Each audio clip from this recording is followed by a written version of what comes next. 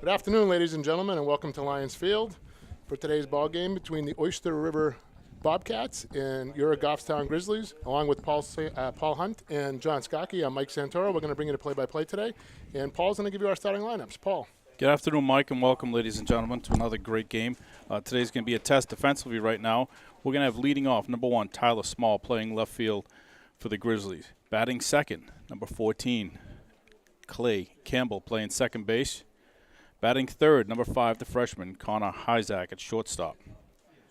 Batting fourth, number 8, at third base, Cody Morrell. Batting fifth, number 21, Matt Woodward, playing right field. Batting sixth, number 18, Jake Hunt, the catcher. And number 9, Justin Pennard, first base. And we're going to have batting eighth and pitching today, number 17, Taylor French. And batting ninth, playing center field, Carter Schwannard. Solid defensive group out there once again, Mike. Middle of the field, young, but they've done extremely well. And this is going to be a huge test for the Grizzlies today. Yeah, great job, Paul. Thank you. This is going to be a huge test, as you said. Oyster River coming into this ball game at the record of 1-2. They've lost 2 very tough games. They played at Portsmouth the first game. They lost 3-2, and they played at St. Thomas the first game, lost 3-2, and then they played Portsmouth after that and lost 3-2 as well. And their last outing, they beat John Stark 5-2. So they've had some close games. They're a very well-coached team, and this should be fun. Absolutely. They can pitch. I mean, as we know, they've got a kid, nice, big, strong lefty going to Wake Forest, but it's a team game. It takes 9 kids out there at any given time, 1 pitch at a time, 1 at bat. And, they've won some close games. They can hit and they can pitch. So they're pretty solid, like you said, well-coached coming into a very well-coached Goffstown team. Yeah, and good baseball weather today. It's not quite as warm as we had it the other day, but we are overcast. It's probably about 65 degrees. It's very good baseball weather. Doesn't appear to be rain in our forecast, but you never know in New England. And we have our first batter digging in, Tyler McKenna. He'll be playing second base today. Jacob Hunt making his way back to the plate. Taylor French on the mound this afternoon. Taylor takes a deep breath, looking in for the sign. The umpire puts the ball in, and we're underway.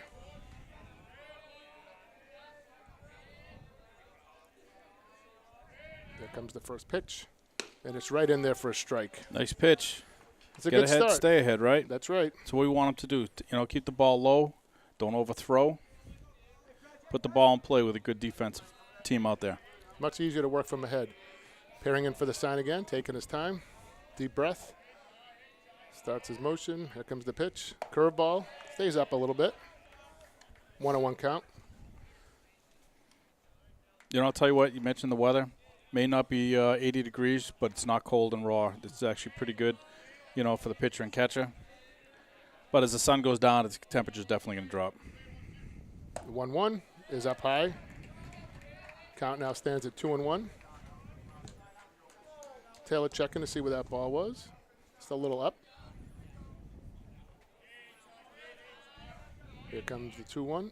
Fastball down the middle. There's a line drive to center field and caught by Schwannard. Nice grab out there by Carter. Now batting number 6, Ben Isaac. Nice hit there, Mike. Right straight away to center field. He hit it well. It was well played by Carter Schwannard. Gets that ball right in. Quick speed. He can get to the ball anywhere out in that left field or right center field. Yeah, he's playing a little bit towards left, just probably about 10 feet over, ball 1. So he's not quite playing to pull. I'm sorry, not quite playing straight away, playing a little bit to pull. Matt Woodward now moving a few steps over to right center. Now the pitch inside. He's busting that inside, and I think he just wants to back him off the plate maybe. Yeah, Ben Isaac, the batter, he is crowding the plate, so Taylor wants him to know that that's my plate too. That's his kitchen. He wants to take that plate over. That's it. Here comes the 2-0. Fastball inside again. 3-0. Now with Isaac being a 2-hitter here, first batter made an out. He's probably looking to get on base, so he's probably going to be taken here. I can't imagine he'd be swinging, see as many pitches as he can. It's 3-0 count. French likes what he sees. Here comes the delivery and the pitch. Fastball, he swings, and it's a ground ball fair down the third base line. He's rounding first base, but I think he's going to stay. Good throw in by Smalls. So aggressive, swinging 3-0, and gets a base hit. Now batting number 15, Brennan Oxford. So you got to learn from that now. You got a two-hitter, and two hitters are usually good contact hitters. 3-0 count, swung away. Cody Morrell playing about 15 feet off the bag, and ball was right down the line. Not much he could do on that ball, Mike. I mean, that was well hit, hard hit, and right on the line. And he's probably playing a little bit off because he's probably thinking he's going to take there as well. There's a curveball in for a strike. Good to see him throw that for a first pitch. Again, I like the fact that he has the confidence to throw that curveball on a first pitch. He's looking good up there, good tempo. Throw it. The pitcher, Brennan Oxford, is now our batter, hitting the 3-hole today. Decent lead over there at first base. Taylor throws over. Got back fairly easily, so you may see him take another half step on his lead.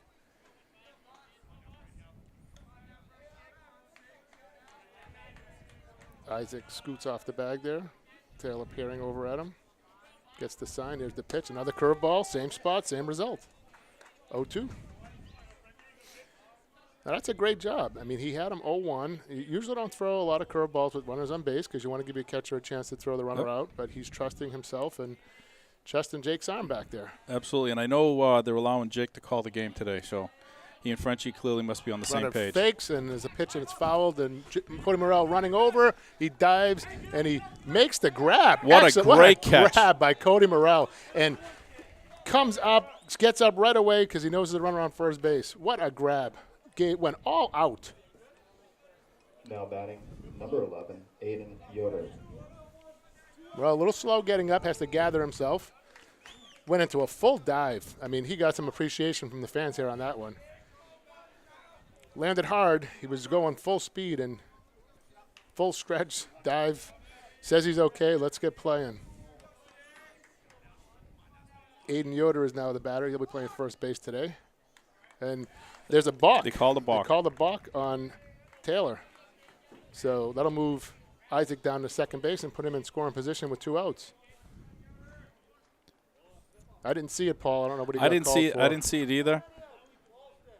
I don't know if he went to his mouth on the rubber.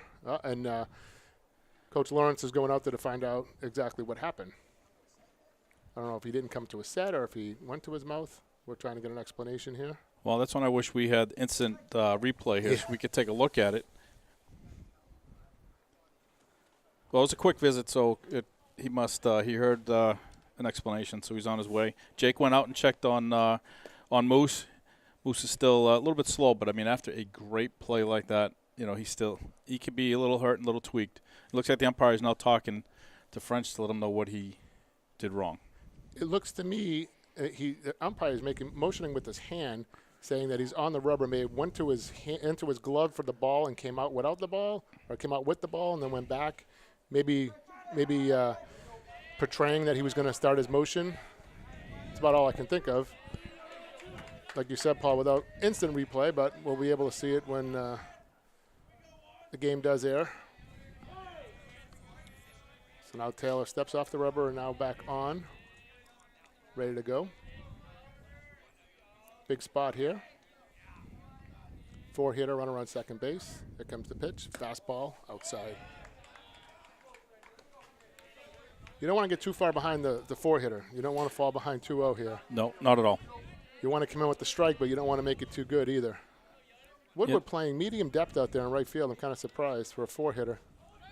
There's the pitch. Runner's taken off at third base. There's the throw. It's off the mark, and he's safe. Morrell makes a great play to keep that ball from going into left field. Throw was there in plenty of time, but it drew Morrell off the base. And the runner came in behind Morrell. So it's a 2-0 count. Jake thought he had him, but Morrell did his best to sweep back with the tag. So now we got a runner at third base with 2 outs. I'm not sure I agree with that play. I thought he got his hand, but we're at a different vantage point up here. Yeah, but even still, Paul, you got a runner in scoring position. You got the 4-hole hitter. Why would you do that? You got Isaac on second base. He's the second hitter, so he's probably got decent speed. They're playing aggressive. Yeah, they are, and there's a strike, 3-1. but it almost take yourself out of an inning there if he gets thrown out at third base. Right. Then you get the cleanup hitter leading off. But that's why they're down there and we're up here, Paul. Exactly. Here comes the 3-1. Fastball, he pops him up. Bernard over to his left and foul ground, camps under it, and makes the grab to retire the There we go. side. So gets in a little trouble, but he works his way out of it. And the score at the end of a half inning is Oyster River 0 and Goffstown coming up.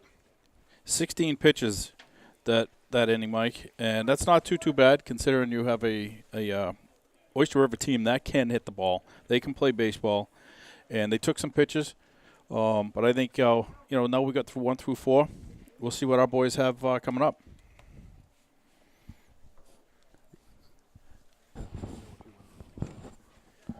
So, yeah, we have, like you said, we have the top of our order coming up. Tyler Small. He's been out for a couple of games with a wrist injury. Thinks he feels good enough to get back in the lineup today. You can see his hand is all taped up there. Clay Campbell and Connor Hyzak following him. Yeah, Tyler got hit by a pitch out in bow, and it just hit him in that non-meaty part of the wrist, on the inside of the wrist.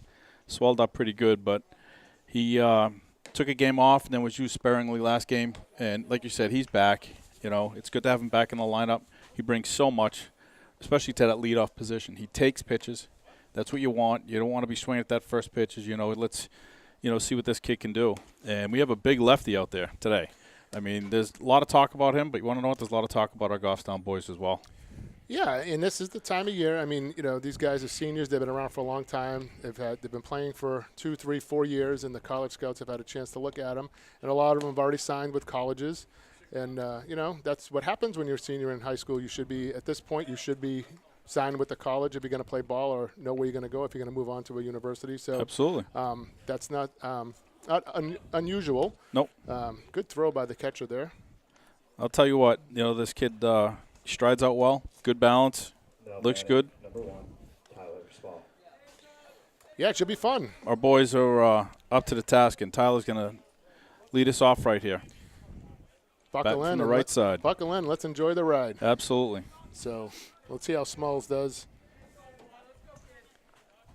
Leadoff hitter. He's going to see a pitch. Maybe he'll bring the bat down, try to draw the third baseman in. See how he handles it. Steps and takes a strike. That's a good leadoff batter. Wants to see what he's got. It's a good fastball right down the middle. Gives everybody a chance to see his fastball. Yep. No sense in rushing. Another fastball popped up to second base. He's under it, and he makes the grab for 1 out.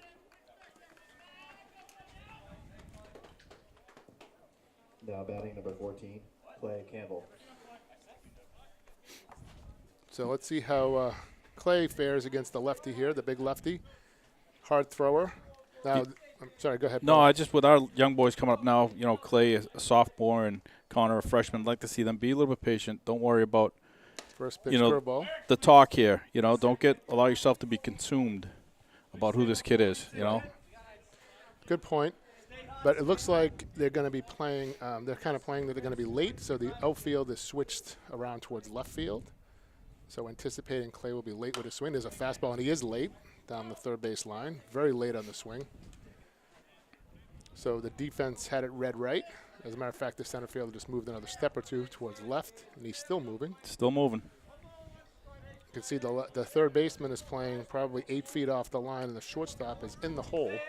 So they're expecting Clay to be late. Here comes the pitch. Fastball low. 2-1 count. Again, they're well coached, and you watch that coach. He's very active. Makes sure he changes everybody defensively. Talks to his players. He knows what's going on with the Goffstown players. He knows who can do what. Here comes the 2-1. Fastball up high, foul straight back. Better swing on that one than he had on the first one. Kept everything in. That pitch was up a little bit, too. Didn't miss by much. Probably not where Oxford wanted to throw it, but now with 2-2, see what he does here. Will he come with something off speed? He's thrown 4 fastballs. He's got one to waste. Here comes the 2-2. Fastball, foul, straight back. Count holds at 2-2. Clay's making him work. That's what I like. The young kids got to win this. He's doing what a two-hitter should be doing.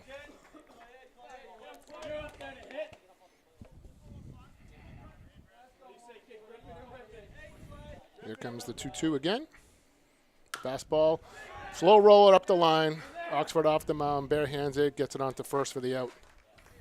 Good at bat. He saw 5 pitches. There wasn't a bad Now batting number 5. at bat at all. I like the fact that he was patient. He wasn't afraid of that fastball. Went right after it. Foul one straight back. So now we have Connor Hyzak coming up right now, the freshman. Yeah, and see how he does in his first at bat. First pitch, fastball, way late again. Actually hit that off the end of the bat as he was coming through. Yeah, he wasn't afraid to go up the first pitch swinging. I didn't know if you would want to see something before, but. Well, here's the thing you got to think about, Paul. You got a guy out there, he's going to try to get ahead. 3-hitter, going to try to get ahead in the count, right? So you may be looking for that first pitch fastball right away. First pitch fastball. And, you only get a 1 or 2 good pitches in an at-bat to hit. So why hang around? Yep. Ethan Smith will tell you that. He's not a guy that takes many. He No. gets up there hacking. First pitch swinger, right? Yep. Hyzak widens his stance a little bit. Oxford looking in for the sign. There comes the pitch. Off-speed pitch for a ball outside. Counts now 1-1. Cody Morrell on deck.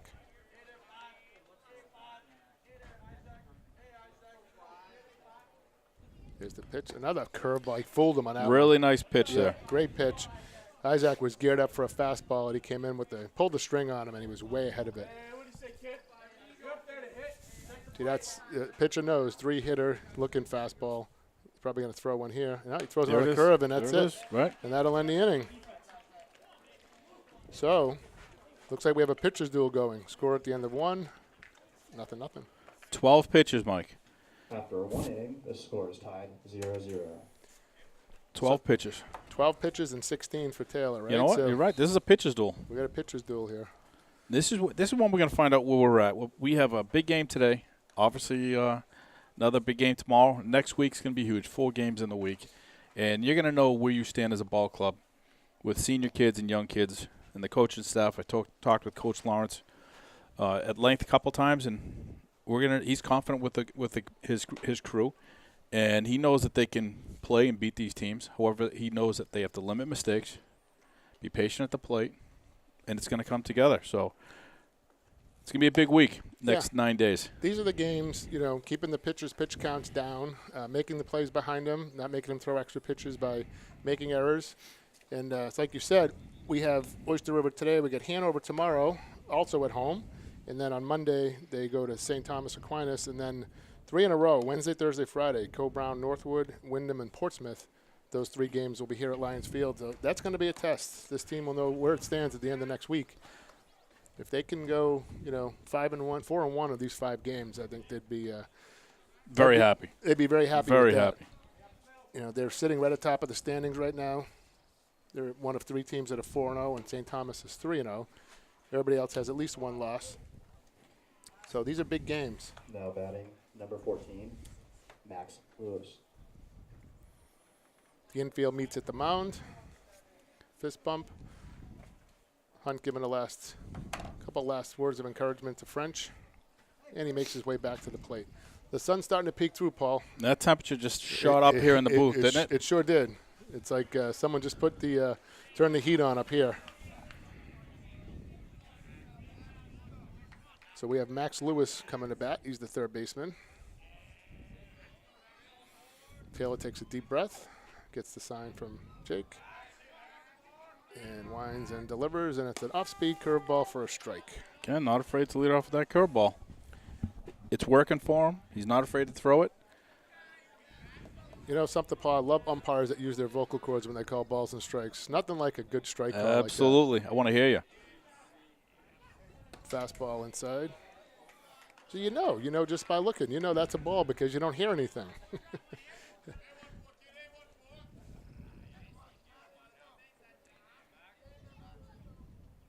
Slight wind blowing out to right. Fastball, ground ball down third base, foul. Foul ball. Just over Just missed going over the bag. Home plate umpire right on it. That missed by inches. Not a bad thing. He's going down that line. You know, we know Lewis has some decent speed. You don't want him on the bags right now. Count 1-2. Favorable count for the pitcher. Lewis very relaxed at the plate. Very relaxed stance. Once he gets into his motion is when he starts. There he goes. Off speed, lays off of a curveball in the dirt. Great pitch right there. Jake looks down at the first base umpire to check and see if he went. He did not. Count 2-2.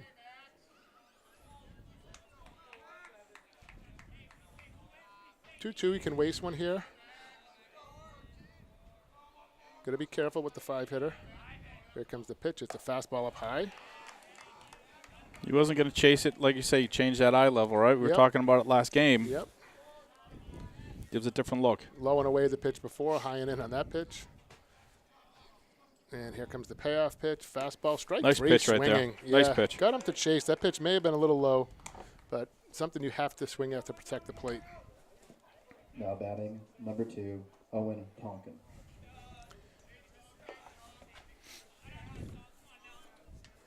Owen Tonkin is old school. Get those pants up. The blue socks. Again, I like old school. I know you do. Show me the socks and the stirrups. None of this long pants stuff. And McGregor, the on deck, the hitter's another one. So check swing, foul on a high fastball. So we're really going to enjoy these next two batters. Paul and I, as we mentioned in our last broadcast, are old school. Really like the stirrups, the pants up. I even noticed watching the Celtics last night. Basketball pants are now above the knee. No more knickers. Fastball low for a ball. Yeah, the short shorts in basketball with the socks up to the knees, those were the days. But I'm with you. Baseball pants that you tuck behind your cleat, not a fan. Not a fan. Fastball low. It's 3 fastballs. I like the fact that he's keeping the ball low. He had a couple of that up and ins, but he's got that defense behind him. And he's behind here. Defense playing totally straight away. Fastball for a strike. 2-2. Carter Schneider is right in line with second base, so he's totally straight away. Straight away. French peers in, and here comes the 2-2. Fastball low, and the count runs full. Good at bat here by Tonkin. He's making him work. He checked his swing on the first pitch. Took a couple balls and then a called strike, so he's seen 5 pitches and hasn't swung the bat. Here comes the payoff. Fastball. That's a nice pitch. That was a nice pitch. That didn't miss by much. If it missed, it was low.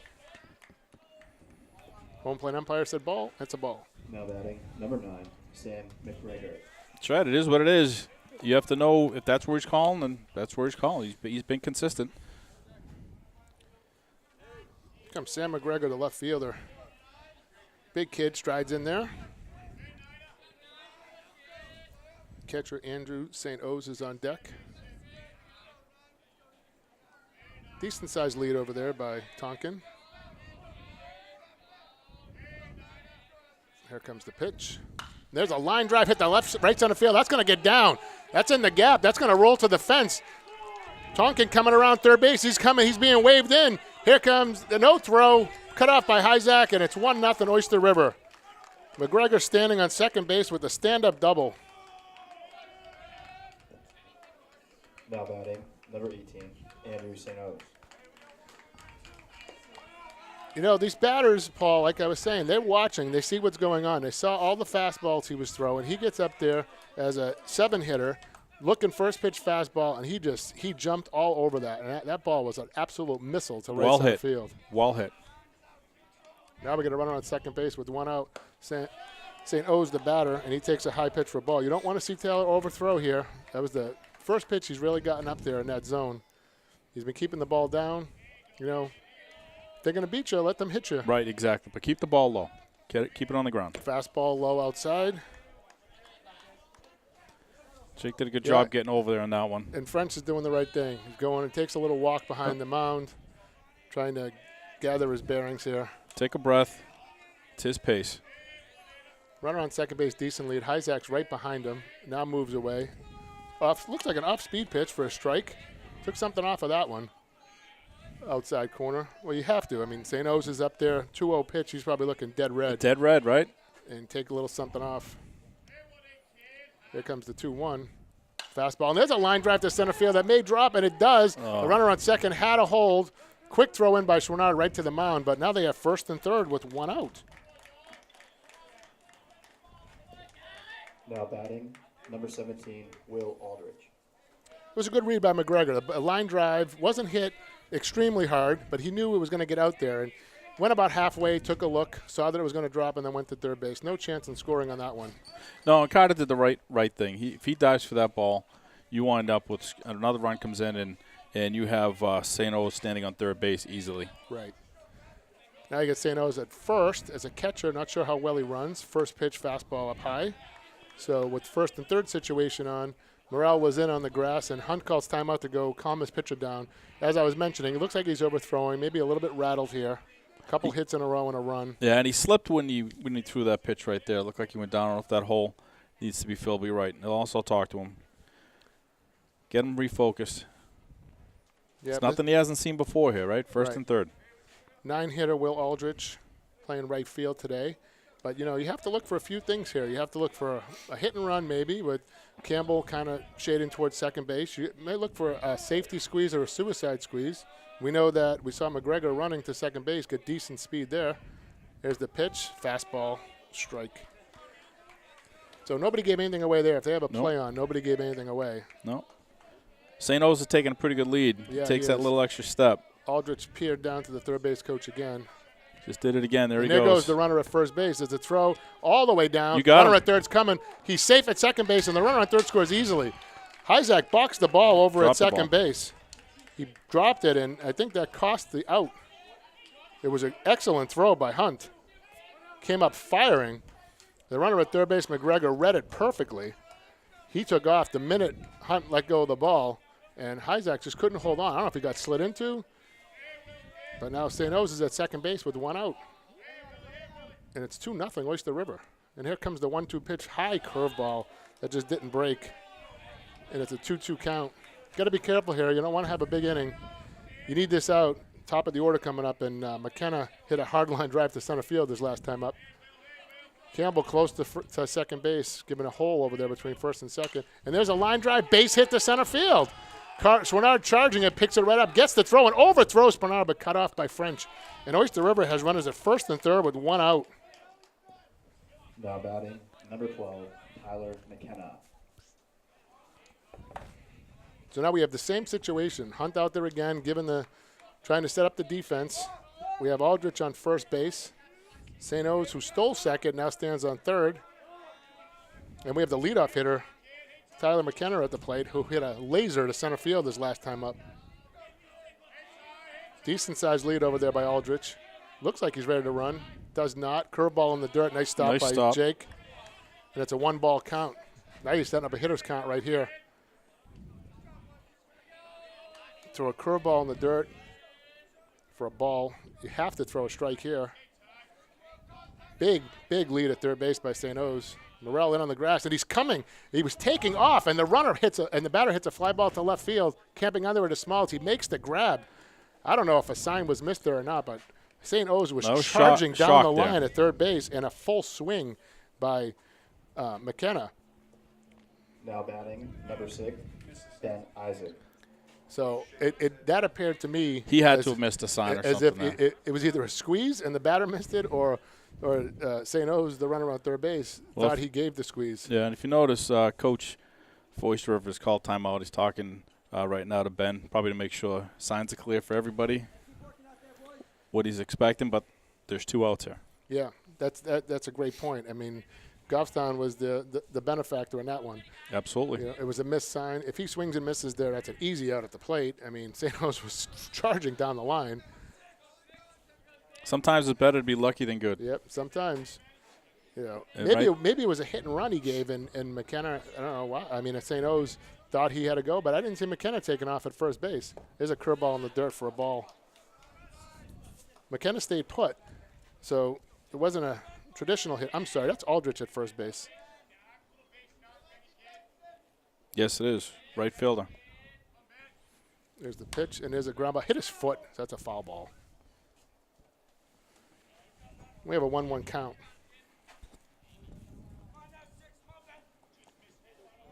Ben Isaac. You have St. O's at third right now, and you have Will Aldrich, the right fielder, at first. Isaac hit the base hit down the line. His last at bat. He did, great effort by Cody Morrell, but that was just a hard hit ball. Absolutely just pulled and crushed. Yeah, I think Morel is a little bit off the line. You want to protect from a double here. Throw over to first base. Could have watched St. O's at third. You don't want to have another ball go right down the line. I'd move a step or two over to the line. Over towards the line the way he pulled the ball. But he's probably about 10 feet off the bag. Not too far. And there's a line drive through the whole base hit. And that's going to score another run. Smalls throws it in, and it's 3-0 Oyster River. Now batting, number 15, Brennan Oxford. Isaacs hit the ball hard. You know, His he's first done two well, at-bats. right? Well, that's why he's in the number 2 hole for a reason, and that's what you expect. And here's the pitcher, Brennan Oxford, who's going to look to help his own cause out here. He fouled out to Morel on that dive and grab in the first inning, but he can really do some damage here. First and second, 2 outs. Big lead at first base. Here comes the pitch, curveball, down for a strike. Great pitch. Not giving him with the first pitch fastball. Sure, that's what Oxford's thinking as a 3-hitter. French, a little rattled right now. Woodward's awfully shallow in right field. Timeout called at the plate. And he is. You're right, Matt. Matt is a little shallow. I know he's one of the fastest guys out there. But you want to keep that ball in front of you right now. You do. You certainly don't want a ball over your head. That'll clear the bases. I mean, he's probably 50, 60 feet from the fence, and that's only 308 out there. Fastball low for a ball. I mean, in contrast, Smalls is fairly deep in left. Schwannard playing medium depth, maybe a little further back in center. But I'm a little concerned about that big hole between second and first right now.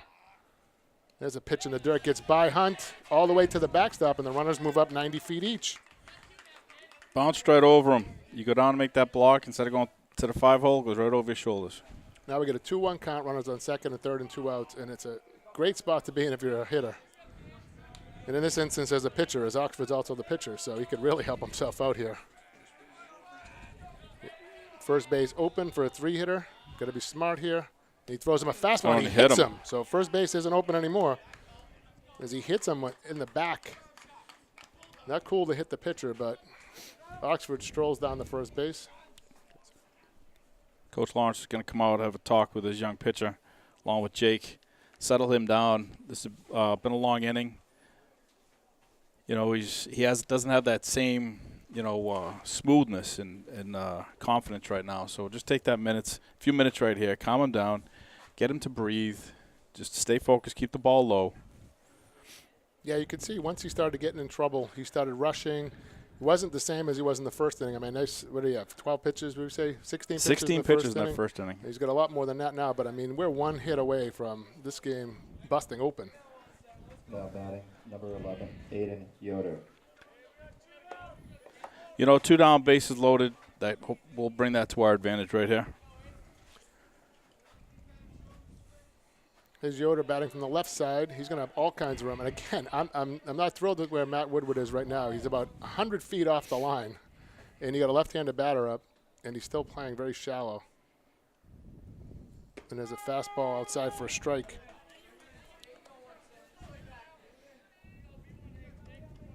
He's now moving closer to the line, about 5 steps, and he's still shallow. This is the 4-hitter here. And there's a pitch in the dirt, and he swings. Nice he has block. an 0-2 count. Yep. Yeah, Yoder was trying to do a little bit too much there. I mean, he had an 0-1 count and swung at a curveball in the dirt. Well, I think he's seeing right field. Oh, he is. I'm seeing it. Runner at third base. Aldrich has a pretty big lead. High fastball. That's a purpose pitch right there. He's throwing that one high to come back with the curveball. I mean, he threw 2 curves one in the dirt, and now he throws a high fastball. That's got to be by design. There's no way he just missed by that much. Paul, your secondary lead, like you always talk about, look at these runners. They get big secondary leads. And there's a hit. Paul hit down the line to first. Justin Bernard makes the Bernard. play, steps on the bag to retire the side. And the damage stops right there at 3. So the score at the end of 1.5 is Oyster River 3 and Goffstown 0.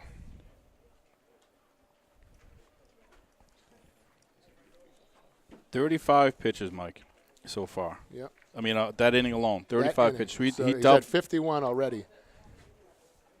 So, Paul, that's a great segue into our new pitching rules. I don't know if you want some time to talk about that, but he's at 51 pitches already. Well, I think it's a great time to talk about it. These new rules right now, especially with the games. We have a game tomorrow. Next week we have 4 games. This just absolutely makes Coach Lawrence have to think who he's going to pitch for how long, especially when you have a big inning like this right here. So within 2 innings, you have 51 pitches done. That's something, we're used to seeing that maybe be 3, sometimes 4 innings, in a game. But today it's after 2. So he's going to have to start thinking, all right, how far am I going to let him go? We had Mitchie pitch, come in and relief 4 innings the other day. Great job. But he threw his pitch counts up there. So with those rule changes, it's the coaches now, it's a chess match. Right. So I believe Mitch threw 50 on the nose the other day. So by the rules, and I'm looking at him here, he has to rest 1 calendar. So Mitchell can actually pitch again today. So Frenchie right now is at 51, so he's already into the next bracket. So even if he took him out right now, he has to rest 2 calendar days. So he couldn't pitch again until Monday. He's not available to pitch tomorrow, even if he wanted to. And then you get into the next hurdle of 76 pitches. You'd have to sit 3 calendar days. So you're still talking about Monday. So and the most he can pitch is 120. So anything over that, he has to rest 3 calendar days, which brings him out to Monday. So Monday, you right. can kind of use French as long as you have to today. Now batting, number 8, Cody Morel. Then you wind up next week. That becomes a huge problem with those four games. You're hoping that your pitching staff, your starters. It sure does. And you still have a game tomorrow. Don't Right. forget. So you can use Mitchell again, and you can probably use Hyzak, but French is going to be unavailable for the weekend. And I don't know how Tyler Small's wrist is to throw. So I don't know if Coach Lawrence is going to give him another full, 1 to 2 days off and then the weekend and use him next week. Pitch ground ball by Morel to first base, and 1 pitch, 1 out. Now batting, number 21, Matt Woodward. Well, when you're a starting pitcher and you have a crooked number, it's 3-0. You pitch a lot different. Paul, we talked about that last game. After Goffstown went up 4-0, Hyzak was part of that 4-0 lead, and it came out, and then Plymouth got 4 back. You got to have that shutdown inning, and that's a good start. 1 pitch, 1 out. And Matt Woodward takes a strike. Smart kid. You don't want to give him 2 outs on 2 pitches, so you let him throw at least another pitch. Yeah. He's not going to come at you with a fastball right off. He's in control right now. Sure is. I mean, he's going to, he's going to work his game, like you said. Here comes the 1-0, and it throws a curveball outside. That looked more like a slider. It was a little harder than a curveball.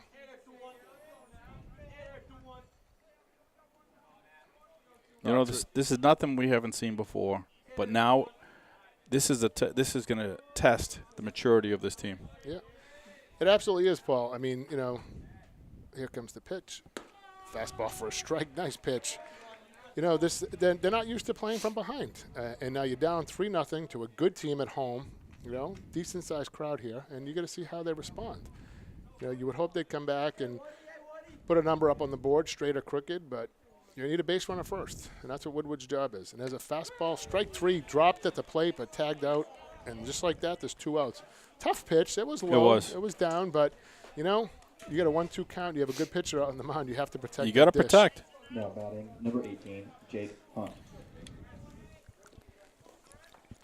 Like to see Jake break out right here. Jake's been He's due. He's due. He's a little frustrated right now, as we know. Hitting the ball, but you get snake bit. Curveball for a strike. Nice pitch. That's a great start there. I mean, Jake wasn't expecting that. May have wanted to take a pitch anyway, but great pitch.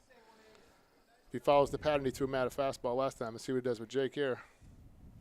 And he throws another curveball, so he's not following a pattern. You see that? But a good pitch. I mean, that's a pitch in the dirt. That's a pitcher's pitch. You get him geared up for a fastball. Maybe he swings wildly at that pitch. So it's a smart kid here. 1-1 count. Time called at the plate. I'm going to say now, Paul, he's got a no-hitter going. Let's see if that works. Right. He's got a no-hitter through 5. Actually, he's throwing a perfect game through 5 batters. So let's see if we can put that old hex on him here. Curveball up high, 2-1. All right, now he's getting into hitter's count, but let's see if he gives in the Jake here. 6-hitter. Let's see if he throws him the fastball. Throw him fastball here. I think it's coming. But again, that's why I'm up here. Just shook the catcher off, so he may not. And he does, and then Jake swings, got a good cut at it, fouled it back. And I'm telling you, umpires calling for balls. We have to get a kayak out there before the season's over. We just do. Nate, you know anybody? Somebody out there with a GoPro kayak. Well, get an 8th grader out there, you know. You can keep every other ball. How about that? The people in the sandlot would do it. Here's the pitch. Curveball in the dirt. Nice He gets pitch. Him. Great pitch. What a pitch. Pitcher's pitch right there. So our little hex didn't work, and the score at the end of 2 full is Oyster River 3 and Goffstown 0. After 2 innings, Oyster River Bobcats 3, Goffstown Grizzlies 0. I'll tell you what, Mike, 11 pitches on that. And he's gone through, the bulk of our lineup with 23 pitches. So he's gone through 1 through 6 and throws 23 pitches, you said. And he's thrown, 8 balls in those 23 pitches. So he's keeping them off balance. Curveball's working right for him. His curveball's working, so he's keeping them off balance with the curve and the fastball. They don't know what's coming, and he's working from ahead. And like we said with the very first batter, he threw a fastball strike. You work from ahead, and it's a much easier game to pitch. And that's just what you wanted. You score 3 runs in the top of the second. You come out, you have a shutdown, 11-pitch inning, and now you get your offense back up there. It changes everything. You're ahead on the counts. And we got Max Lewis leading off. So, this is going to test the mettle of Goffstown right here. Down 3-0, 6 batters, 6 up, 6 down. So our little jinx didn't work last inning, so we'll have to try it next inning and see how we do here. I mean, if Taylor has a shutdown inning on him, this is where it is. It's got to be here. He's got to come out right now. Number 14, Max Lewis. And take care of 5, 6, and 7. He does, and this is a big inning. He can do it. He's got the bottom part of the order, but they're the ones that got the ball rolling for Oyster River in that second inning, I'm sorry. You mentioned earlier, another great crowd here today. And like to see Goffstown get a little hot and make this turn this thing around. Well, it's certainly getting hot in the booth, Paul. The sun's coming out, so hopefully that'll help us out. Here's French's first pitch, fastball strike. Both of these pitchers are not afraid to throw that curveball on the first pitch. They're confident in it. Make it work for them. Right. And that, like I said, it helps when you work from ahead. Here's French's 0-1 and a nice pitch. That's a great pitcher's pitch right there. Took something off that one in the dirt. Had Lewis swinging wildly at that one. Now he's going to look to put him away here. Wind shifted, blowing out. Nice there it pitch. Is. What a great pitch. Is. Slow curve, froze him. Lewis couldn't do anything about that one. Now batting, number 2, Owen Tonkin. Paul, sometimes you just got to tip your hat to the pitcher. Sometimes he just outguesses you and he makes a pitch. That's right. You just have to admire it. And you just walk back to the dugout, tip your hat and say, okay, that's I'll one of see them you right next there. time. Right? That's Yep. one of them right there. Sure is. Tonkin swings at the first pitch and fouls it back. Boy, change it up. Curveballs, Yep. all last time against Lewis, and he came right at the fastball here for Tonkin. Tonkin walked last at bat, last inning. Yep, lost them on a full count. So he saw a lot of pitches. Up there hacking right away. Another fastball up high. I was surprised. A brand new baseball. I was surprised that didn't end up in the river. That's usually what happens. You get a brand new baseball up there, and inevitably it gets fouled into the river. So those balls are good for like one pitch. Just start off with some used balls. Here's French's pitch. Curveball again. Throws that slow curve. But he got Tonkin buckled there. Yeah, he did. Well, plus he's a tall kid, and ball was kind of coming at his head. So it was a little high. I would have buckled too. There's the pitch. There's a fastball. fastball. Nice strike. 2-2. But again, this kid works the count. He's on his 5th pitch right here. Those French do 2-2 here. Does he come with that slow curve again? I think he's going curveball. No, he throws the fastball and Tonkin fouls it at the dish. Why I'm here and I played football. Well, Paul, we're here to observe. We make Jake took one where you don't want to get hit, Yeah. and the umpire does what the umpire is supposed to do. He goes out to the mound and says, "Hey, you know what? Your catcher just got hit," and Taylor laughs at him. He's like, "Hey, dude, you're doing a good job back there, but come on, let's go. I'm in a rhythm." Umpire says, "Jake, you okay?" Jake says, "Yep, I'm good to go." I'm 17. I'm tough. Let's go. We're moving on, right? That's what catchers do. That's what they do. It's good to see French smile a little bit there. Here he comes with the pitch, and there's the slow curve, and there's a little nubber back to the mound. Take your time. He had him. See, Paul, we're just one pitch off. There we go. We knew the slow curve was coming. Caught Tonkin off guard. Now batting, number 9, Sam McGregor. So what Tonkin's trying to do there, Paul, is he's just trying to check his swing and foul that off, like Wade Boggs used to do. All Boggs day, right? He was great at that, right? You could sit up there all day and throw pitches at him, and he'd just stick the bat out there and 2 strikes. He would aggravate you to death. All day. He'd have you throw 40 pitches into that bat, and then he'd line a single anytime he wanted to. And that's what Tonkin was trying to do. And there's another slow curve to McGregor, who absolutely crushed one his last time up. He hit a bomb there, that double to right center field. And that was the first pitch fastball, and so you see how French learns. He throws him a curveball. Right. You see how Matt moved over more now to protect that. Whoa! High on the shoulder. That's the second hit batsman. That one's going to leave a mark. That was a high fastball on the shoulder. I mean, just a little higher. Man, that's going to hit him in the face. So we hope McGregor's okay. French isn't throwing at him. No. That just got away from him. He knew. And McGregor rolled, he turned the right way, didn't want to expose the front of his body. Now batting, number 18, Andrew St. O's. So let's hope that doesn't come back to bite us. Here's St. O's. He flew out to center field. Oh, actually hit to center field last he had time. A base hit, too, hit yep. center field. And then he stole second. Throw over. McGregor goes diving back. Hey, not a bad idea. He's rubbing that shoulder over there. He might be fall asleep a little bit. You never know. So you're hoping. Get a big lead. Another slow curve. French has thrown that slow curve this inning. It's a pitch he's throwing over for a strike, and he's got a lot of confidence in that right now. And it's good to see that he's not just giving in with the fastballs. And there's another one, and the same result.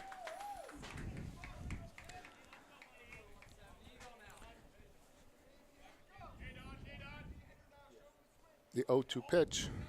Do you just throw the same thing, or you waste one here? He hit him. He hit him again. Oh, it hit the bat. I thought it hit the bat. He did not swing, and they're going to give him first base on an 0-2 pitch. Well, Jake appealed it. Yeah, Lawrence is going to go talk about that one. I thought it hit the bat. The nub of the bat, and Jake made that clear talking to the home plate umpire. Then he asked to appeal it. But I think what happened was it may have hit his hand, Paul, on the handle, and then the umpire's checking to see if he swung. Because if he swings, it hits on the hand, it's a strike. Sorry, we got to let Nate do his job. Number 17, Will Aldrich. Nate does a great job. Sometimes we talk over him. If he doesn't get those words in there, his boss, Steve Fountain, will write him up for that. But he's still standing there behind home plate. Doing what he does best, standing there leaning on the fence. Frenchie's got to get out of this now. Little over-aggressive Will Aldrich, who hit a line drive single his last time up as well. But first pitch swing in there. Looked like an easy inning. You got 2 quick outs, and now he's in a jam. First and second, timeout at the dish. Jake gets up, shaking his head. Not sure why. Having a few words with Aldrich. Yeah. Thinks that he's trying to look back to grab his signs from him.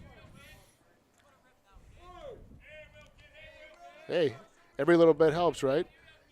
Saw Aldrich looking down again. He's got that relaxed stance. I commented on that last time. Here's the pitch, and it's in the dirt. Nice stop. He went, fooled him on that one. That Really was nice much, stop. Much harder curveball to block. Great block by Jake. We got an 0-2 pitch here. Got to watch these runners. It's actually not a bad count to run on because if he strikes out, you don't have to worry about getting thrown out, but you're not always prepared to have a steal with 2 strikes. This is the 9-hitter.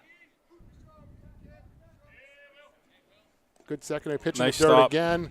Drop. Jake has to throw to first base. He does and makes the play. So great job by Frenchie getting out of that inning. And the score at the end of 2.5 is Oyster River 3 and Goffstown nothing. 17 pitches that inning. We talked about earlier. The first two batters he got ahead looked like it was gonna be a quick inning. He's at 68 pitches all told. A great ball in the dirt right there. That's what you want. Kid chased it. Stopped by Jake. We get out of that inning. No runs that inning. Obviously, they're coming out with top of the order, but we'll wait for that next inning. We're going to have Justin Pernard, Taylor French, and Carter Schwannard coming up. Yep, 7, 8, 9. Like I said, he's had 6 up, 6 down, so hopefully that ends here. He's got a perfect game, no hitter, anything you want to call it. We got those jinx fingers out there for him. No. We want to see Oxford do well, obviously, and he's pitching a gem so far. You know, it's the price of admission right now. You got what you wanted. We want to see the Goffstown bats come to life, and hopefully Justin can get us going. I have a hard time getting myself to call him Justin. He's always been Lou to me. All been Lou. He's always going to be Lou to me. But I'll call him Justin for right now. Taking his practice swings down there. Making the transition from football to baseball this year, and then take the summer off, lift in for football, and that starts again in the fall. Tell you what, Paul, the temperature's gone up 30 degrees in this booth since the game started. Right? Now batting, number 9, Justin Pernard. The wind's blowing a little more, but it's coming from our back, and there's no windows behind us, so we're not benefiting from that at all. Yeah. Steve Fountain, if you're listening, we got to get that back window to open up again. Actually, you know what? Just bring your drill next time. We'll unscrew Cut a those hole. screws. They're just screwed in. We'll unscrew those screws, and we'll get some Justin digging in here. His first look at Oxford. Stretch is the pitch, a curveball up high. So he's ahead. Tell you, Oxford looks very comfortable. He's not rushing anything. You know, he knows he's in control. Fastball, 3-0. Way late with the swing. So he's seeing what he's got here. But, yeah, this kid's been around the block. You know, Yep. He knows how to pitch in these situations. He knows what he needs to do. Would you say he was at 23 pitches through 2 innings, so he's barely even worked up a sweat yet. There comes the pitch. Fastball right down the middle. Beautiful pitcher's pitch. Knee high. Not much you can do with that. Let's go, Jay. Wasn't that a drink on MASH by Radar? Knee-high, grape knee-high? Great knee high. Yes, it was. These kids right now were like, MASH. What is MASH? Those are the potatoes we had for dinner last night. Here comes the 1-2. Fastball hit him. So there goes the perfect game, Paul. There it is. So we got that one going for us. Now batting, number 17, Taylor French. So we got a runner. Let's see if we can do something here. I'll tell you what, Frenchie has got to do something here right now. He can hit. Be patient. Don't try to, come out here and get it all done with one swing. Just relax. But hands to the ball right here. He's got a job to do. He has to hit the ball. He swings it wildly at a high fastball. He's got to go with what he's played with here. The right field is way off the line. Why, I don't know. You got a right-handed batter, probably going to be swinging late. You got a big hole between second and first. Justin's going to be careful. Pitch coming to the plate. Another strike. Now he's in the hole 0-2. So, I don't think you're going to see Oxford waste a pitch here. I think you're going to see him throw He's going to go right at him. He's going right at him. Maybe come a little higher with it because he swung high. He swung at that first high fastball. But he's shaking the catcher off twice. That may have been location or pitch. You don't know. He's going to first base. Pretty good move, but I don't think that's his best. I think that's just, hey, Justin, I'm looking at you. I'm watching you. I'm watching you, Lou. I did it again. Can't help it.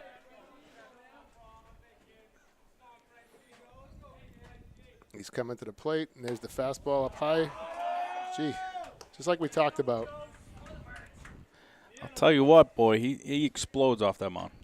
But, this is something a Frenchie can hit. That ball comes down a little bit, hands to the ball, load up. Know your count, though. Know your count. Look for a throw over right here. Yep, there it is. You can kind of see the way he was eyeballing Justin there. You kind of see that he was going to throw over there. Justin, he took about another, he took about another 8 inches on his lead, and Oxford realized it. I could just see by the way he was looking at him. And that's still not his best move. So foul ball at the plate. Justin, you got to be careful because that's not his best. No. But I'll tell you what, that right fielder is playing Frenchie to pull, and that right line is just wide open. And that's almost the exact spot Matt Woodward was playing the inning before. Wow. And, probably about the same depth. So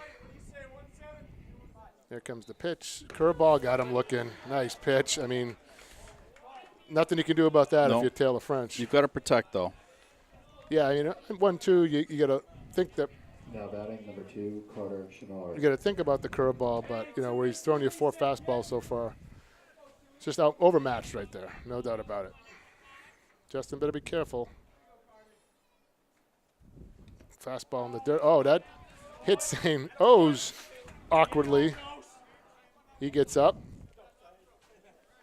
Fared a little better than Jake did. Nice stop nonetheless. 3-0, bottom third. Oyster River in the lead. Bernard inching away from first base. Oxford double checks him over there and then comes to the plate. Fastball up high. Carter fouls it off. Swung a ball, too. Got to lay off that. I mean, you got a pitcher working the way Oxford is. He doesn't need help. No, I don't. Not this kid. He's good enough on his own. You really don't need to be helping him by swinging at balls.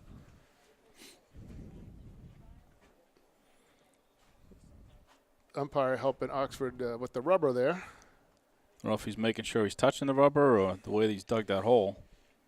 There was a lot of dirt on it, but I don't see why the umpire's going to come over there and kick the dirt off. He's the man in control, I guess, right? Kind of a surprise to me. Here comes the pitch. Fastball, and Carter Schmidt hits a line drive to right. Right fielder moves over to his left about 10 feet and makes the grab. So we said he was playing a little bit too far over. If he was there, he wouldn't have had to move, but makes the catch fairly easily. Now batting number 1, Tyler Small. So it's 2 down for Smalls, the top of the order. Tyler grounded out to second base his first time. I'm sorry, popped out to second base his first time up.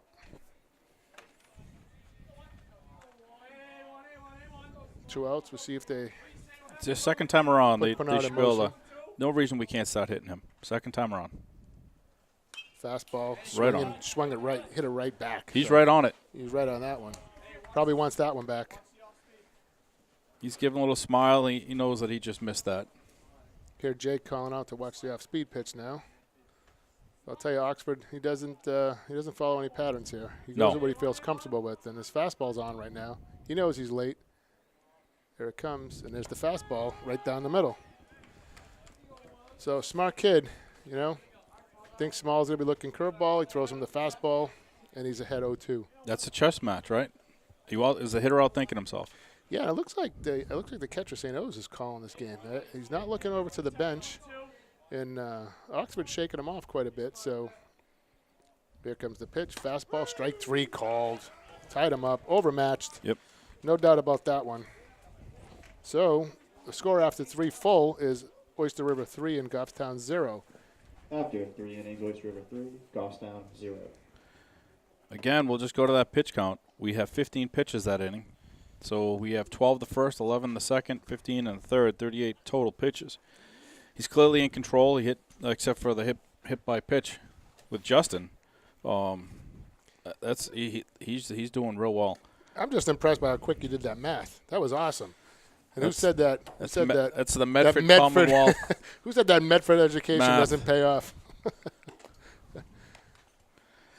Frenchie, on the other hand, is at 68. So at this point in time, he's at 3 calendar days rest. So I think that you're going to see Lawrence use him as long as he can, as long as he has to, without French getting in trouble, of course. But, I think you have to ride him until he maxes out his pitches because you got to save these other guys because you got another game tomorrow and then you got 4 next week. 4 next week. So, that's going to be an interesting juggling match. That brings us back to the days of Little League where you had to worry about pitch counts. You throw less than 50, you can pitch again the next day, and you got to use this one, you got to use that one. That was tough, and that's essentially what we're into right now. Well, they have the top of the order coming up right now, Mike. We'll just see if Frenchie settles down, continues. He had a quick start last inning. First 2 batters took care of him. That's what he needs to do right here. It's only 3-0 ball game here. Right, and he got those quick first 2 outs, but then got himself in a little bit of a hole. Now batting number 12, Tyler McKenna. So we're at the top of the order. Tyler McKenna batting. He's hit the ball hard twice. Lined out to center field his first at bat and then flew out to left.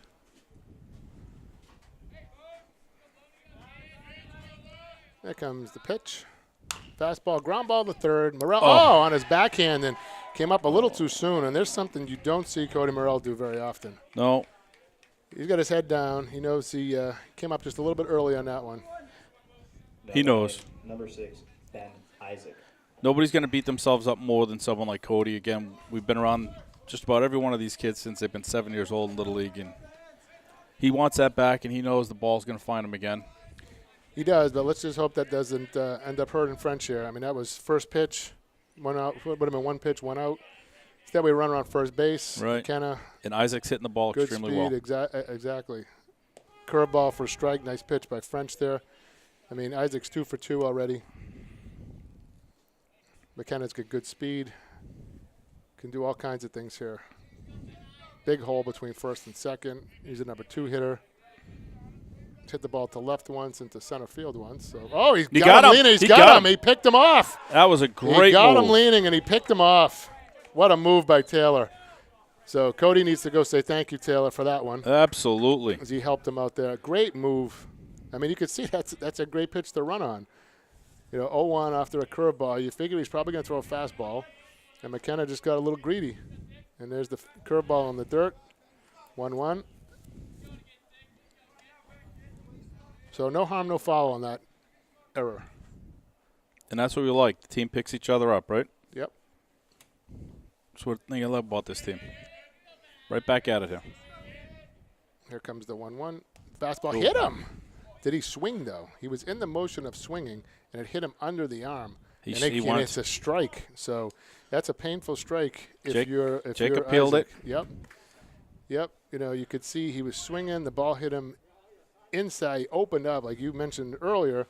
When we got hit in the shoulder, I'm not sure who that was that got hit in the shoulder. I think it was McGregor that got hit in the shoulder. He kind of protected himself, but as Isaac's coming through and he's swinging, he opens himself up. And, exactly. We just hope he didn't get hurt. No, he's got to roll that out of the way. Roll the other way. You take that out of play, and you don't expose your face and your chest. But he was in the process of swinging, and the umpires made a good call. And there comes the 1-2. Curveball, and he hits a little looper. That's going to – dying quail, Matt. And it drops in front of Woodward. As shallow as he's playing, the ball still dropped in front of him. He came on hard and then seemed to let up there at the end. Now batting, number 15, Brandon Oxford. I don't know if maybe he lost sight of it, Paul, or if he just thought he just didn't have the get up to get it. Well, I'm guessing he might have because he put his right hand up towards his hat on his head. So I don't know if he lost it for a second or what, but when he did that, he slowed up running. So he was a few paces short. Right. Another big lead over there for Isaac now, and he dives back safely. And Oxford is the batter. Oxford came up with the bases loaded. And he came up to load the bases again, hit by a pitch. Hit by a pitch. And there's a ground ball to short, Isaac, and it goes through his legs. Oh, they're absolutely killing themselves right now. That's a tailor-made double play ball right there. Now batting, number 11, Aiden Yoder. You can't ask for a ball to be hit any better than that. I mean, that's right in your wheelhouse. Right. I mean, you got that. He's got to make that play. And not to say they would have doubled up Oxford, but you would have got the lead runner, Isaac at second base. And now they got to pick Isaac up here. I mean, French has had to throw now extra pitches because of this. And he was already up there in his pitch count at 68. And the boys aren't helping him right here. No. So someone's got to pick him up right here. Jake just went out there to talk to him, say, hey, keep doing what you're doing. Right. That's a young man's mistake. I mean, we know Isaac, young kid, he's a freshman. Emotional time. You stay down on that ball, at least you get that lead runner. And he can't put his head down because you know where the next ball is going to go. And there's a ground ball to Campbell. Let's see how we do. Well, it looks like he's safe. Oh, he got him there, and he's safe at first. He got lucky there. I thought maybe he beat the throw at second base, but good call by the umpire, and we have first and third now with 2 outs. Now batting, number 14, Max Lewis. So Campbell watched the ball in, as you saw, and Isaac on the base, very close at second base. He was actually close at first base. We have Lewis up right now. He's K'd both times, once swinging and once looking. Yeah, Lewis, he's been off balance in his 2 at-bats, so I wouldn't be surprised to see the base runners do something here to try to get something going, maybe manufacture a run. There's a curveball for a strike. If I'm Jake and the runner on first goes here, I don't throw because, like you said, Lewis has struck out twice, so why throw down and risk giving up a run by either throwing the ball away or having him be safe and the runner on third score? So I know he just looked in, so I don't know. I'm sure Coach Lawrence gave him some guidance there. Yep. Pitch out. Yep, No. pitching out to see what's going on. But again, I wouldn't even worry about that right now, honestly. I'd have Taylor attack work this on the kid. batter. I mean, Taylor's throwing them extra pitches. You know, let's just not give him anything else to worry about. Just attack, like you said. Go after Yoder here. Throw over to first base. Oxford back easily.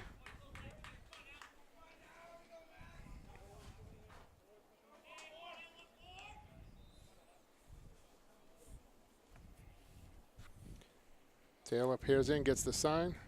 Here comes the pitch. In the dirt. Nice stop by Jake. 2-1 count. Good hitters count right here. See what Taylor does. Lewis is going to be looking fastball. Good count to also set the runners going. You're not going to pitch out on a 2-1 count. Try to get something going here. Let's see what he does. Yep, and French knows. He throws over. Good move right there. Yeah, these kids are well schooled, you know. You know it's a pitch to run on. Goes over to see if the runner will tip his hand. Just got to be careful of Isaac over there on third base. Runner goes. There he goes. And there's a line drive. Ground ball is short. Isaac up with the throws in the dirt. Not scooped by Pennard. And a run will score. And I don't know if the nerves are getting to the young shortstop, but that's 2 plays now. And it's now 4-0 Oyster River. Now batting, number 2, Owen Tonkin. Like we say, the ball is going to find you. I mean, he fielded it cleanly. It was a nice job of fielding, and he just, you know, he short-armed the throw. Something that could have been scooped out. Justin just couldn't pick it up, and now it's 4-0. We have Tonkin up, and Tonkin hits a bomb to left field. That's down the line, and it's a foul ball. Oh, foul by about a foot. Long strike, and it almost hit that short fence out there. I mean, he was probably 10 feet from a home run and a foot foul. That ball was just crushed. Jumped all over a first pitch fastball. That easily would have scored the 2.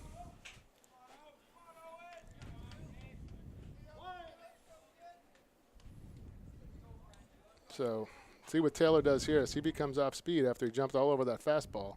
Good lead out there on second base. And he does come off speed and he throws a strike. Nice pitch. And now he's got a 0-2. So now Tonkin has to think about this. Taylor's thrown a lot of extra pitches this inning. Yes, 3 errors made behind him by Goffstown. And they came up swinging, too. They sure did. Here comes the pitch. Curveball, and there's a little looper that's going to find grass. And the runner's coming around third base. We're not up with the throw. Long throw to the plate, right on the money. And Jake tags him. Oh, he dropped the ball. He dropped the ball. He's out. He's out. Because he dropped the ball because he went cleat first. He jumped high. Great call by the umpire. He actually beat the throw, but he hit Jake high. He cleated Jake. Cleats high, and the umpire called him out for he cleated Jake unsafe in slide. Cleated Jake in that where he had the glove in his other hand to protect it. Kid went up, jumped in the air, put his cleats right at the glove. We know that's illegal. And it's going to be hard to hold on to that ball when a cleat hits you in the hand. He tried to do what happened to Molina the other night when the batter jumped over him. Exactly. And, you know, but he didn't do it well, the catcher was first. down, and he kind of dove over him. Right. He didn't come in cleat first and try to jump over him. It almost looked like he was trying to drop kick him there. Right. But the score at the end of 4.5 now, 3.5, I'm sorry, is 4-0 Oyster River. And with that, I've been called off to another assignment, so I'm going to be signing off right now, and John Skoki's going to take over for the rest of the game. Well, I'll tell you what, Mike, I'll see you at our next game. And let's welcome our play-by-play guy, John Scotchy. Hey, thanks, Paul. It's good to be here. It's going to be a tough act to follow. Yes, it is, but we love having you up here. Bring a whole new dynamic to the game. This will be the part of the broadcast where we move to the best sandwiches in the Boston area. And I have a list. Right. Well, right now we clearly have to get things going here. John, and we have Clay Campbell coming up, Connor Hyzak, Number 14, Clay Campbell. and Cody Morrell. So if there's a time you played baseball your whole life, you've pitched, you've been around these kids. They live in our neighborhoods, as you know. Right. And for the two young kids with Clay and Connor, don't try to do too much here. And for Connor, when he comes up, just relax. Yep. You know the ball found him twice, right? So we just want him right now, the two of them, just go out the hands to the ball. No, I agree. Clay, you know, he has it stacked against him here because he's a lefty with a hard-throwing lefty on the mound. But you want to look for your pitch here. Don't try to do too much, like you said, Paul. And it'll come. This kid's a good pitcher, but you want to know something? It's not something that's been so spectacular. No. Lights out. It hasn't been lights out. He's a very good pitcher with great mechanics. Right. Well, here's the pitch right here. That is low for a ball. You know, I think the thing that maybe he's hurting our team with right now is location. You know, he throws hard at times, got a nice curve. He's busting the inside corner all game long. He's hitting it. All game long. Well, he didn't hit at those two pitches, so maybe I'm the jinx. Well, then you're not going anywhere. You stay right here with us. But you know, as you know, I'm a big proponent of location over velocity every day of the week. If you can combine the two, that's probably why you end up going to school where this kid's going to school. Absolutely. There you go. Nice pitch. Case in point right there, right? Maybe a little bit of a cut there to that one. That was a nice pitch, though. He simplified things for himself. Now this is a pitch to hit here. Absolutely. Boy. Way ahead. Nice off-speed pitch there. This kid has a lot of composure. That's probably what I've noticed in 4 innings. He is in control. That's exactly right. You know who's in control right here. That young man right there is in control of this game. Yep. Boy, he went back to the curve again. It's almost like a cut. It does not hit. It's not his hard breaking curve, but it's got some movement to it. You can see it, and he just missed that inside corner there. It's a great pitch for him because as a lefty batter, what are you going to do with that? That's right. You're going to ground it out. Oh. Boy, and he comes back to the curve there. Not afraid to do it. Yep. All right, we got one down here. Now batting, number 5, Connor Hyzak. Well, this is a kid who's seen a lot of good pitching in his young life. He plays a lot of pretty high-level travel baseball.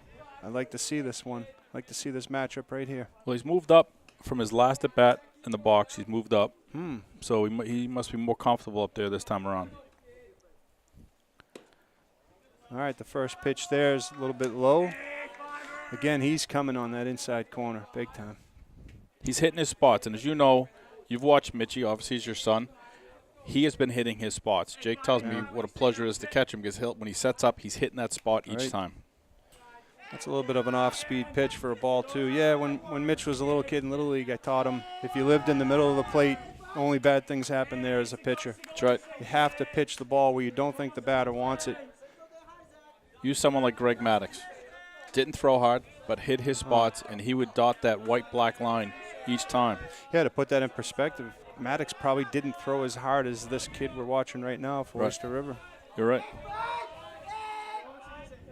Here's the pitch here. It's high and outside, so he's this is probably the first at bat where I think he's a little bit out of his own comfort zone. But you know what? For Clay Campbell, he threw 6 pitches. That's the most he's thrown any batter. Yeah, the at-bats have been much better maybe the last 6 to 8 for us.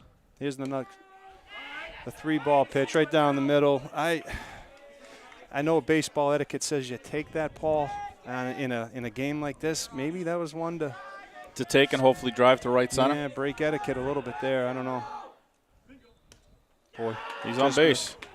All right, well, I like that. I like that a lot. So we got Cody Morrell coming up now, so a little bit of pressure. Now batting, number 8, Cody Morrell.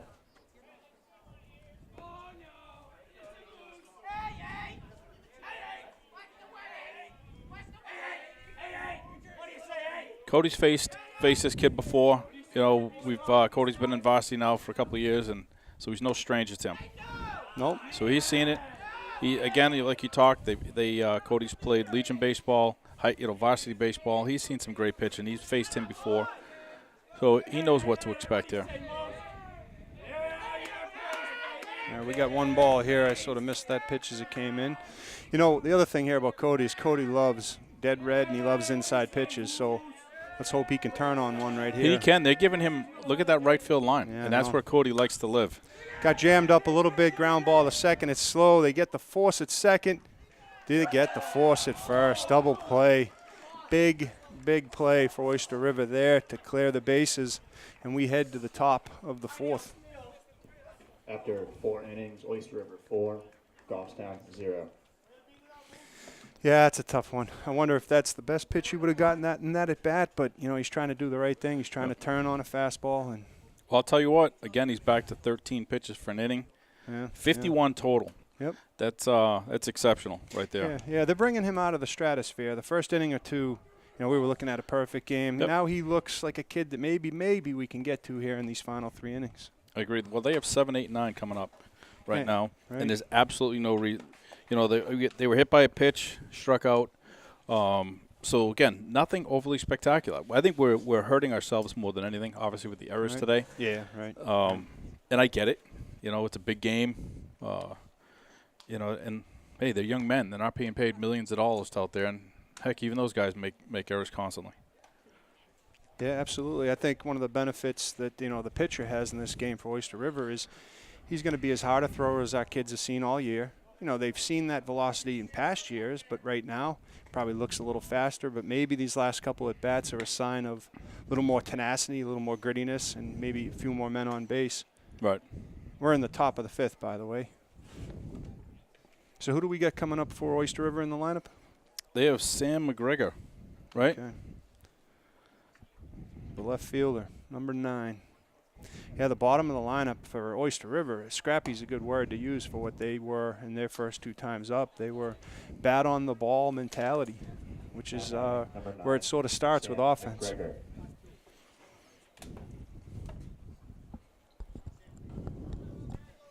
Frenchie has settled down. I don't want to jinx him or anything. Yep. Obviously, the emotions get a hold of him as well when he has to throw extra pitches with those errors that happen. But you know what? It's also his job to settle down and come right back at it, being the pitcher, being the leader of today's game. Absolutely. He has to take control of the team, no doubt about it. Get ready to see the first pitch here from Taylor as we lead off the 5th. Oh, nice curve. Batter is way out in front of that, so we got a strike 1 to start here. Yeah, the word I'd use for Taylor is efficiency, where you want him not to get so deep into counts, sort of wear himself out early in games. He seems to have settled into a nice rhythm the last couple innings. Case in point right there, keeping the ball low, right? Yeah, second Striding pitch out down, maybe off speed of some degree. Taylor's got quite a few pitches, and they're not always that easy to read what he's throwing. That's right. Yeah, he has a curve and he has a knuckle curve. Unless you're standing behind, with his dad behind home plate. Absolutely. I think that might have been the knuckle curve. Here's the 2-strike pitch. Nice block. He's got him. The ball is dirt. dropped on the swing, but we get the out at first base there. So that's a good way to start the inning there, 1 down. Now batting number 18, Andrew Santos. But I love it. Throws the ball into the dirt. Kid chases it. You have your block. Throw it down to first. Right. You have road. It brings his confidence back up. 3 pitches. That's what we like. Yeah, you said it last game. If a pitcher can live inside and he can live low, it's hard to do a lot of damage, certainly in the air as That's a right. batter. And if they do, High it's by fastball accident. Yeah, right. And it's no slam against any of the kids. It's just at this level, it's hard to say you would take that inside pitch and down low and get it up in the air.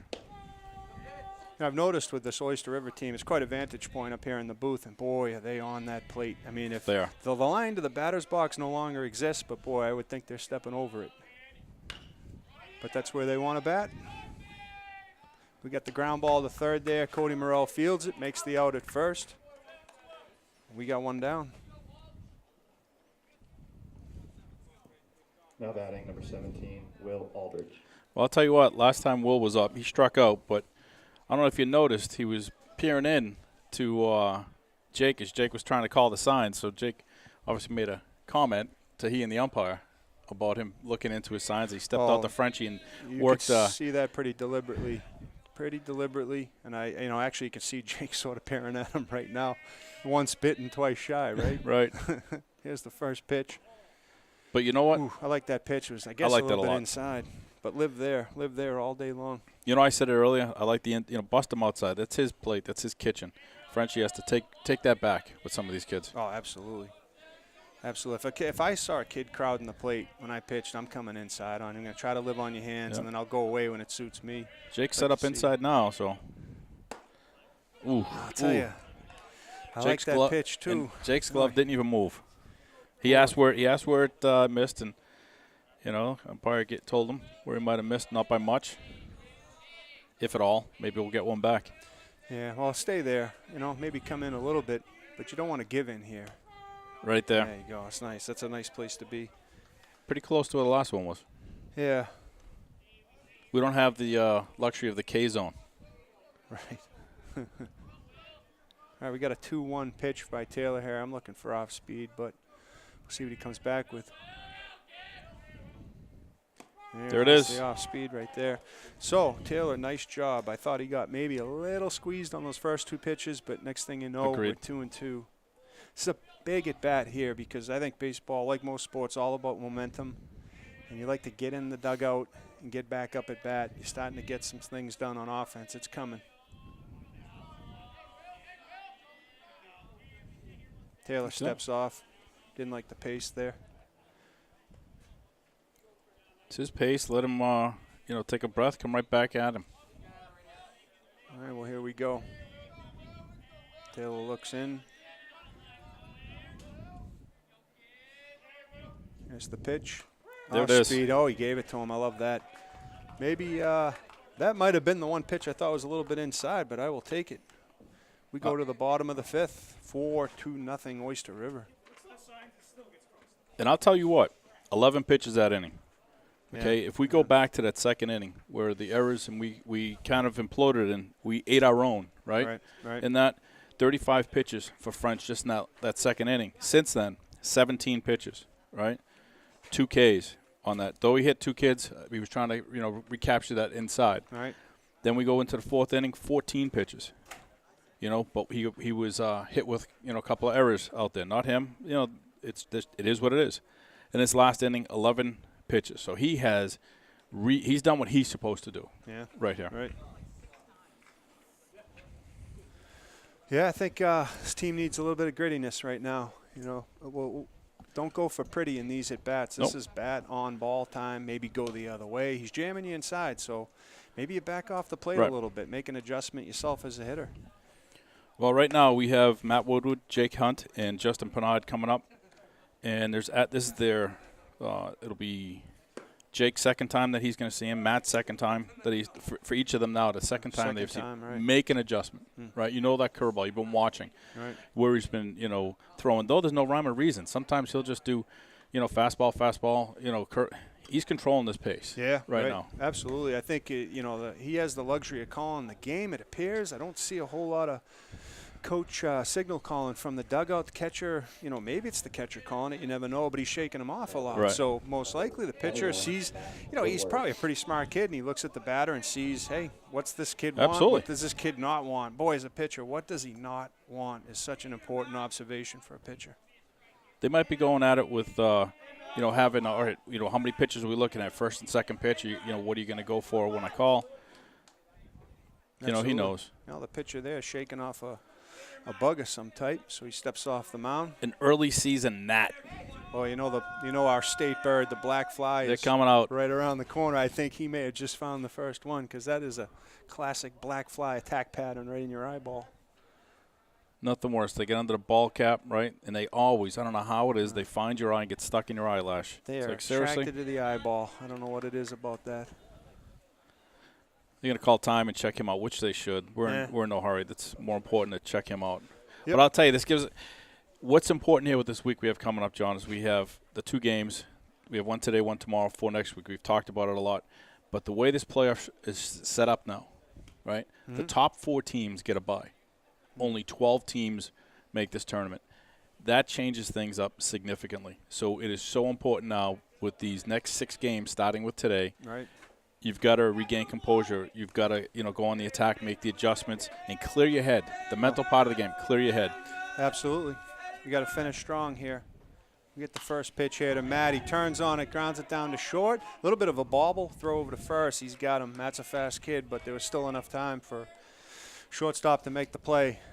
Didn't get the lucky bounce there. Now batting number 18, Jake Hunt. Well, last time up, I know Matt had struck out looking. Jake struck out with a nasty curveball he gave him. He owned him. It was a pitcher's count. The curveball was coming. We all knew it was coming. And Jake tried to foul that off. There's just no way to do it. And let's hope things change here. So he starts off speed there, comes inside. Jake takes it, ball one. Yeah, you'd like to see him maybe just look for that pitch he's looking for. Maybe something that gets a little of the middle of the plate here.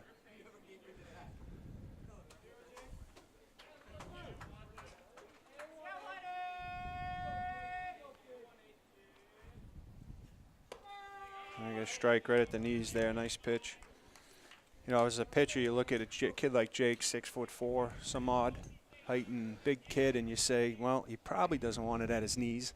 It's probably a good place to start him. That's what I would do. Again, keep that ball low. Force a ground ball, if anything, to your middle infield. Speaking of him being 6'4", that approach to hurdle him on that play at home was a little suspect. Leading with the cleats, you know. I didn't love that. Yeah, either did I. But, you know, it was handled right by all parties. Absolutely. You know, I actually saw our coach, talk to Jay. That was strike two there, by the way. Talked to Jake a little bit about, the encounter after. I don't know what was said, but you kind of hope that the Oyster River coach followed suit and talked about maybe a slide would have been a better strategy there for everybody's safety. Wow. Oh, boy, he sort of brought it up completely opposite side of the strike zone to end that at bat with a swing and miss, strike three. Now batting number 9, Justin Pinard. All right, well, really got to try to stretch this inning out.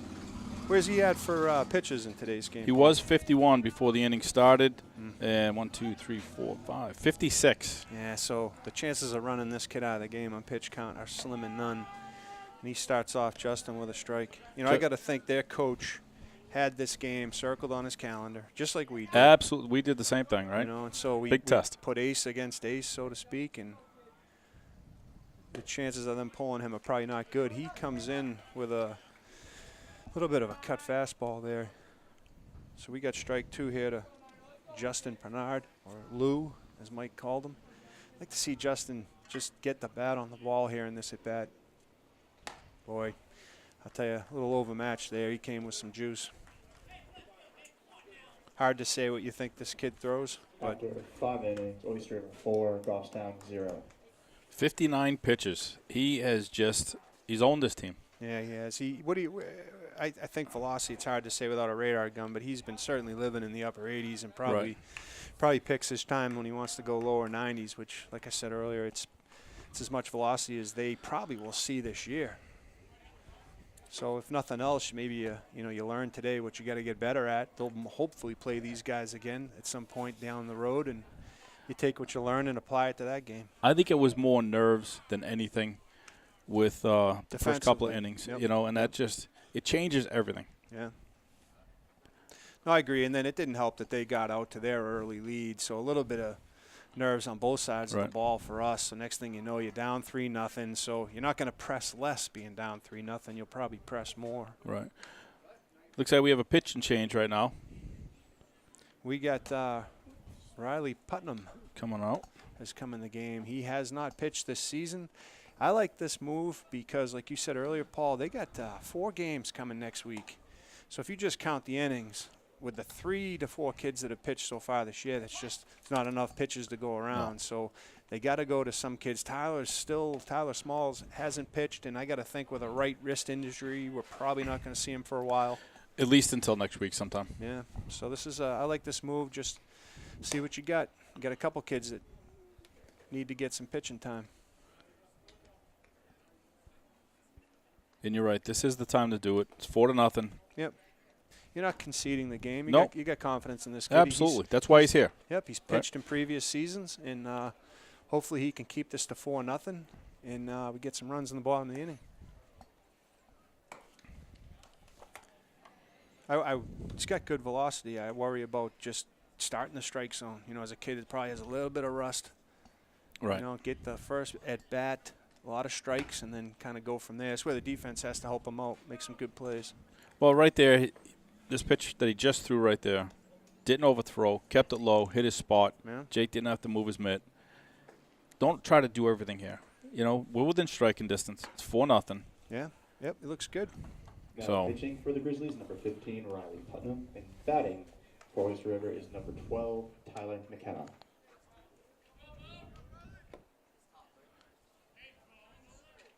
McKenna was picked off at first last inning. What a great move by French. And he knew that was coming. All right, well, here we go. We start off the 6th inning here, 4-0 Oyster River. New pitcher on the mound for Goffstown.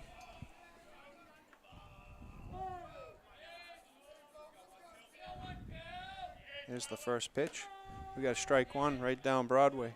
Not a bad place to start that at bat. Now, you don't probably want to sit there with your second pitch. Maybe do something different. And he did. Threw a curveball. Sort of a 9-3 curveball there, or a 3-9, depending on how you're looking at it.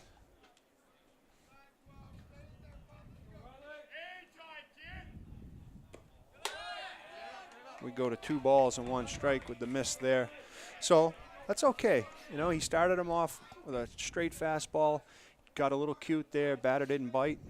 Now see if you can hit one of those corners with a fastball. He comes back, fastball, jams him. Connor's going to have to make a play here as the ball seemed to have been tipped. Oh. He didn't get it. I'll tell you, he came close, though. That's a tough play to make. That's one of those ones where you're in the stands, it looks easy, but the Yep. ball's redirected. He's got no time to spare with a quick kid going down to first, and we come up empty there with a... Number 6, Ben Isaac.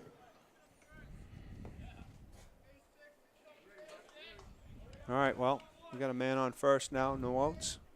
Well, I'll tell you what, Ben had a nice hit to right field last time. And Matt's moving exactly where he had hit it to last time around, though it's a different pitcher. Right. Yeah, it's a shame. I love that last pitch by Riley. Put it right on the inside corner. Jammed the batter.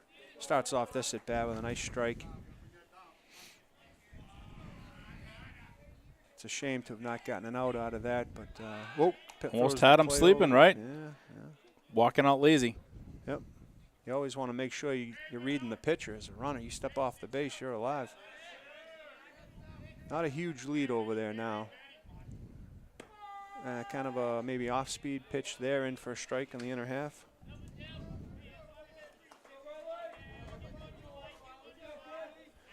He's quickly got 2 strikes here, so maybe come off the plate. Oh, boy, pick-off throw again.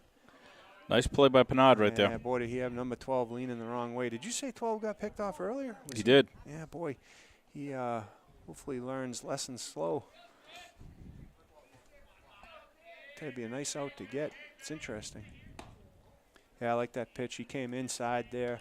You know, you don't want to throw it down for a strike again with a fastball. Make the batter maybe get a little anxious, swing Right. at something like that. So now it's 1 ball, 2 strikes. He hit him. Boy. Yeah, the curve. It appeared to be a curve or off speed of some type, and boy, that never came into the strike zone at all. Hits him in the shoulder. Not terribly hard throwing ball, though. Now batting, number 15, Brennan Oxford. All right, well, just like that, we got ourselves a good old-fashioned jam here. Nobody out. Man on first due to an error, and a man on second due to a hit batter. So this is not the start No, I wanted not at for all. Riley in his first time out. All right, comes inside with a fastball, a little high and inside. Jake's going to go out, which he should do. Kind of slow his pitcher down. When you're on the mound and you're struggling, boy, the couple hundred people here watching, you feel like it's 10,000. Right. Sometimes you need a friend, and that's what, smart catcher goes out, talks to you. Make sure you're breathing right. Absolutely. There's the 1-0 pitch. It's a fastball down the middle. Tyler wouldn't have had it no matter what. It's bobbled in left field. The throw home is not going to be in time. No one at first. The runners are now at first and second, almost a play at first base for Jake, but there was nobody there to make it to because Lou was the cut. The runner on first knew what he was doing. There was no danger there for him. Well, boy, I tell you, that's three at-bats that probably went completely the opposite way you would have hoped. Now batting, number 11, Aiden Yoder. Again, errors there. Forced that. We just hurting ourselves, John. Hurting ourselves. Absolutely. So, boy. He Turned on that. Yeah, I'll tell you, he was all hands on that, but he could have done a lot of damage if that had stayed fair. But no, all it is a big, long, fancy strike. So we got guys on first and second. We got one strike. It's 5-0. Oyster River with that last runner coming across the plate. Goffstown needs to dig deep here defensively. They need to knock the ball down, make a play here. The 0-1 pitch in the dirt. Nice stop. Not a bad place to be there. No. Keep it low.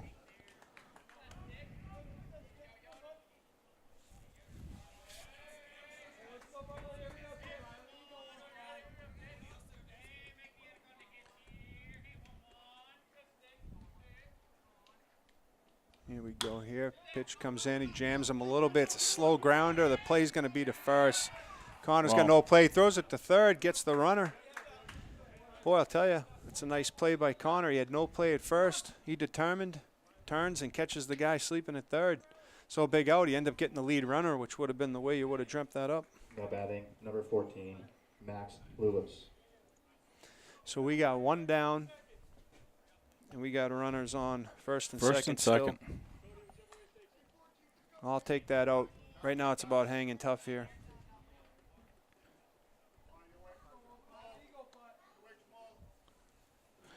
It absolutely is. He's working This is out a of the test. stretch here. First pitch, right down Broadway. Taken for a strike. Right now, Goffstown needs a little life. Yeah, I agree. I got it. It's Yep. Like I said earlier, a little grittiness. no one's talking, no one's moving. Yeah.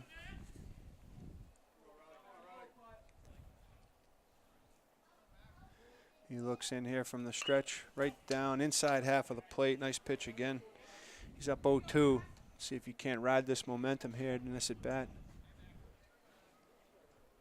Well, you know, you'd like to see maybe get out of this jam, and then some of the seniors maybe rally the team in the dugout. They've Absolutely. been here. You know, that's sort of their role as the leaders of the team. Agreed. Oh, it's a off-speed pitch. Hit the left field, sorry. The throw comes in from Tyler. We got bases loaded. Now batting, number 2, Owen Tonkin. So single to left field, cleanly played, thrown in, and we have bases loaded, one out.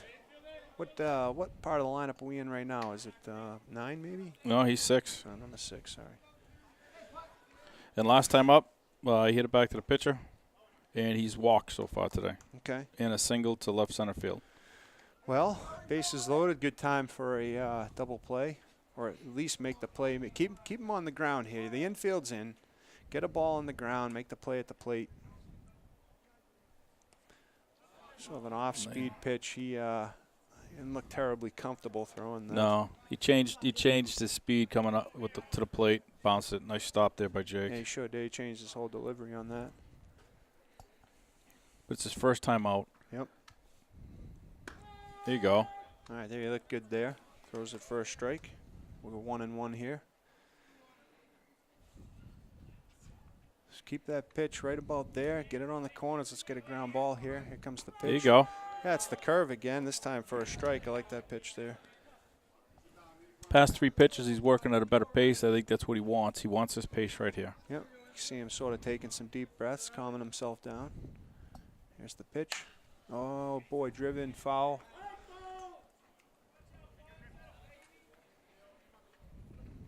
So we'll do it again.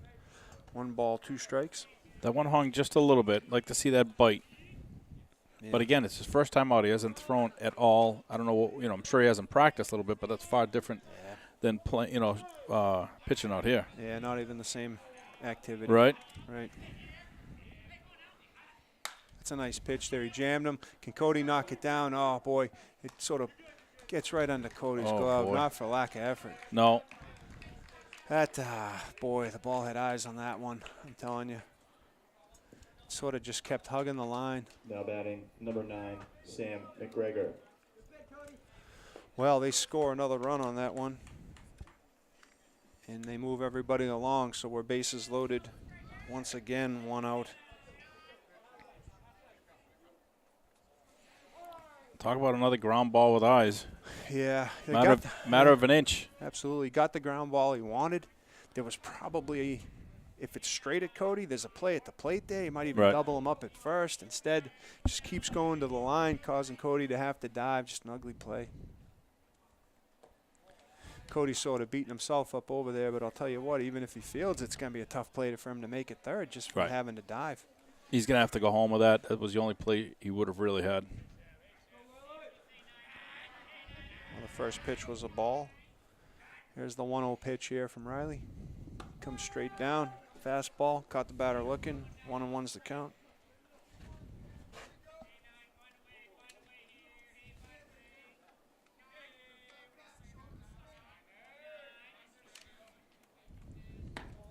Ooh. Ooh, boy, he came in there right on the corner, right where you wanted him to be. That inside corner has been a tough pitch to get from the ump today. I'll tell you what, they're hanging on the inside, and Riley, I thought that was a great pitch. He's been squeezed a few times already. Sometimes hard to see as he comes in there with a foul ball that you don't see the catcher move his glove, so you assume, boy, that must have been a strike. But maybe the glove was inside. Yeah. It's also the catcher's job to do that frame and freeze it. Yep.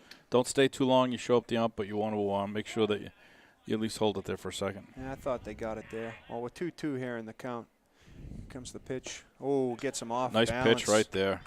Maybe a curve, couldn't quite tell from here, but did the job nonetheless. So we got 2 down here. Bases loaded, boy. They got to get out of this jam here. Andrew St. O's. St. O's has been hit by a pitch. He's flown to center, and he hit to Cody for a 5-3 put out. Infield backs up, 2 outs. Another batter that just, boy, does he sit on that plate. Inside's the place to be as a pitcher here, but like I said earlier, it's not a call they're getting a whole lot from the ump. So, No, not at all. You know, I say still live there. Right there, he missed with that pitch, though. Ball 1. Here's the 1-0. Jams him. It's sprayed to right field. It falls in front of Woodward. Woodward comes home with it. They score again with that 7th run. This inning has felt like death by 1,000 paper cuts. Hasn't it? You can't really say it was anything Riley did either. You know, I've seen him just sort of work that inner half of the plate. He's jammed batter after batter, but it hasn't seemed to matter. Thank you. Next thing you know, it's whether you do it ugly or pretty on offense, they've done it nonetheless. Absolutely. They've pushed, 3 across here? Well, a little replacement player coming in right now. Al Piedmont's in for Will Aldrich. Okay. Aldrich had struck out twice and went to center, with a dying quail in the 2nd inning. You know, it's a good point. You say dying quail on that hit. They haven't been hit hard today. No. But it's just like the ball's had eyes all day for them and no luck on offense for us. Here's the first pitch of the at-bat. Case in point right there. Fastball, and boy, I tell you, just a slow bleeder of a hit to center field. And it gets through past the dive of Clay Campbell. Oh, no, I'm sorry. Is that, yeah, that's Clay out there, I believe. It is. Number 8, Wyatt Carlson. We go to 8-0 here. And we're at the top of the order, but there's another change. And we have Wyatt Carlson is coming in. So Oyster River taking advantage of a nice solid lead here in the 6th inning, getting some kids some at-bats. They feel that they're in control of the game at this point with their pitcher throwing the way he's been throwing. It's a ball weakly hit. It's going to fall. Ah, boy. Connor had not a whole lot of time to just take a stab at that barehanded. I'll tell you, it's just one after another of weakly hit balls, just finding holes. Hit it where they ain't, is the old saying, right? But you're still going to make plays. Yep. You still have to make plays. Absolutely. And I think it's important right now that, Jake, you can see Jake's called a timeout. He's at the mound. Here's the senior. There's the kid going to college to play baseball next year. Hopefully he's telling some of his young teammates the chin needs to stay up. Absolutely. We got to dig a little deeper. You learn so much about people when they're down. How are they going to respond to it? Be nice to see them just get out of this inning at this point. Still bases loaded. 2 outs. 9-0, Oyster River. Got a lefty coming up to the plate here. First pitch. Nice pitch. Keeping it low. I like that right there. Yeah, low and outside to him. So he's continued on that corner of the plate, this time outside to a lefty. It's a good place to be. Try to put it there again here. Here's the second pitch. Nice stop. Low, not a bad idea. Good Jake's stop worked by a little bit Jake. behind the plate today. A lot of balls in the dirt, but that's why if you want to be a catcher, that's where you get. That's what your job is. Yep. It's usually why catchers are pretty big dudes too. Bigger target to throw to, more body to stop the ball with. Here's the 1-1 pitch. A little bit low, a little bit low.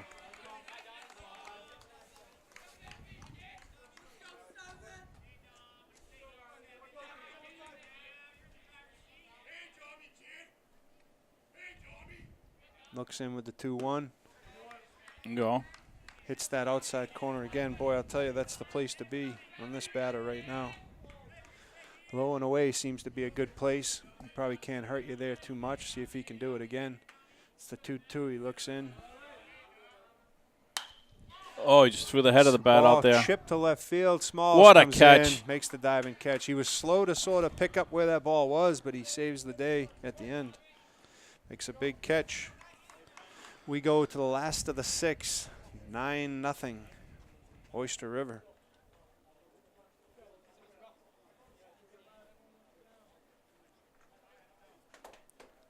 .34 pitches. Still no, errors kill you. Right. But the dying quails, I mean, when the ball's just hit in no man's land, just beyond shortstop or just beyond second base, or, it's just a soft hit ball to third base or shortstop. Right.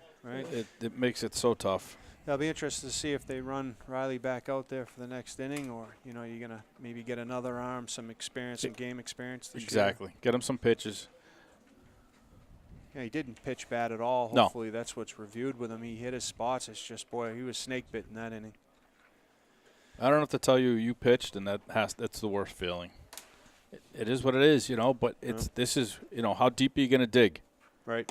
Well, you know what I actually liked about Riley that inning? Here's a kid. He's on the mound for the first time, and he's not getting a ton of support behind him due to sort of just not making the play or bad luck, but you didn't see him show it as a pitcher. Right. He didn't show up his teammates, which I think's that's huge. It's the way to be. That's Absolutely. character right there. Absolutely. Right? Yeah. He didn't look at them. He didn't act disgusted. And I've seen plenty of players throughout the state of New Hampshire yell at their teammates, or give that look, or make a comment in the dugout, and that's just, there's no place for it. No. Everybody Absolutely. makes mistakes. Absolutely. And the pitcher really should, how he feels about life at that particular moment should be a mystery to everybody.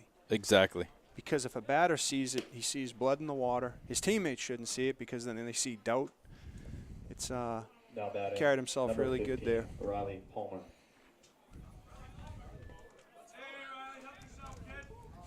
Putnam. Riley was announced as Palmer, which then made me question whether I'd been calling him by the last name for the last 10 minutes. But I had it right one of the few times today. Well, he'll start it off this inning. So this is, I believe, his first at bat of the season. So It is. he's been thrown from into the fire a little bit here. Let's see how he responds. He's responded well so far, pitching. We already said that he had some poise out there, Absolutely. and I commend him for it. Here's the first pitch of the inning for the big southpaw. Throws a strike. I'd be shocked if he doesn't do anything other than just go right at him. Oh, absolutely.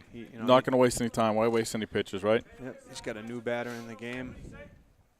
Why mess around? He comes with the 0-1, goes a little high. But actually, not a bad place to be with maybe a batter who's going to be a little eager. Get him to chase high. So a 1-1 here.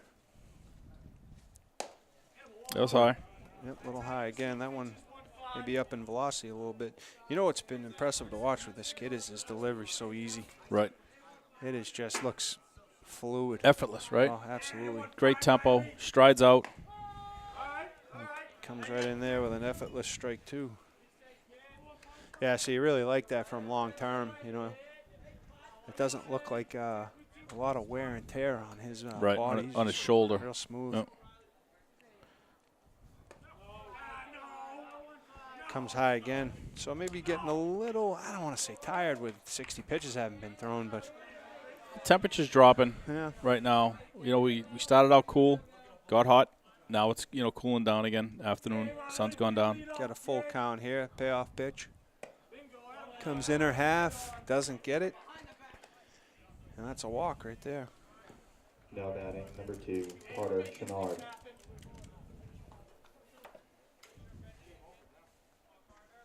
So Carter's back up here.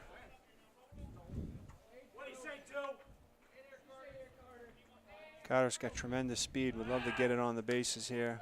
I think this is where you're going for sentimental victories here. Right. You know, maybe as a coach or as a captain of the team, you say, hey, let's win the 6th inning. Let's win the 7th inning. You're not going to maybe win the game down 9-0. You don't fold. But you don't fold. Try to win an inning. Because you know what? You can discover something here as he comes in with a high ball one. You can discover maybe a little bit of a flaw in this kid's makeup. You know? Absolutely. Maybe he gets flustered because you put a couple across. And you learn that for the next time you face him. The 1-0 pitch. Carter got jammed up there. Most likely infield fly rule there with a guy on first base. So first baseman makes the catch nonetheless, and it's 1 down. And we have Ethan Smith coming up right now. Now batting number 10, Ethan Smith.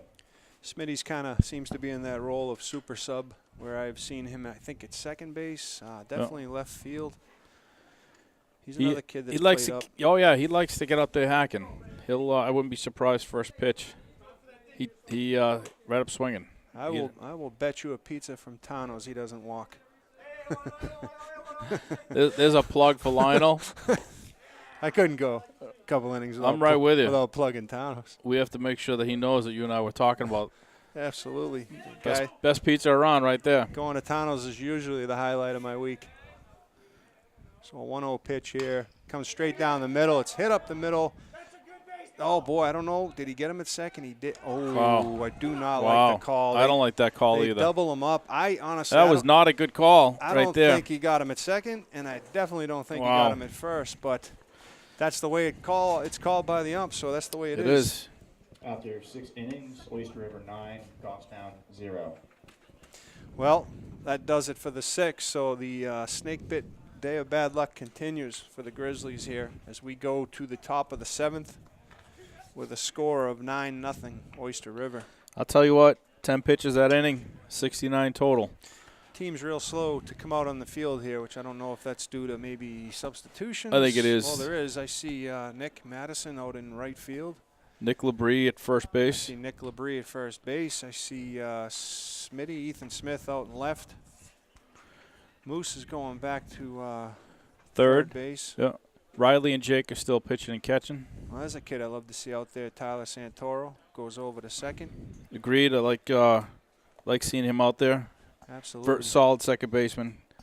Strong hitter. Great contact Yep. hitter. I'd love to get his bat in the lineup more often because he is a bat-on-ball machine. You said that you think you're gonna get a fastball by him. You leave that belt high. He's gonna drive that ball. Will he come up in the 7th as a guarantee? Do we know where he is in the lineup? Let's see if he's going in for Clay. He's gonna be leading off. All right, great. Yeah, I thought that's right. I saw him in the on-deck circle. Okay, good. Like to see that. Who do we got going out center field? Still Carter Chouinard. So. Still Carter. And then Connor comes back out to short. So a couple substitutions.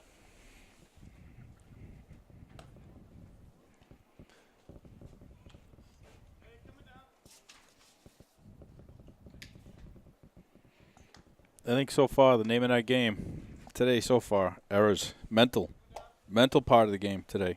I think failed us more than anything. Yeah. I know there's an inning to go, but you just can't have that. Yep. I agree there. I think it's a little bit of not only the errors you're alluding to, but maybe the approach overall the first couple innings. They looked like they maybe were seeing something for the first time, and it was Right. overwhelming them. So, Now batting number 15, Brennan Oxford. well, speak of the devil, here's the pitcher for Oyster River coming up the plate. He's a big kid. He's got to be probably 6'1", 6'2".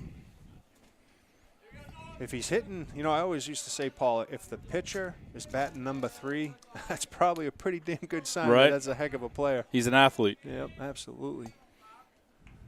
And you know what? We got one of those at shortstop. Connor Isaac's only a freshman, but he's already pitching for the Grizzlies. He's playing shortstop. Ball's hit pretty sharply. Speak of the devil, gets right past Connor Isaac into left field for a single. So the good day for their pitcher continues. Now A nice batting hit. number 16, Jacob Fredelhaz.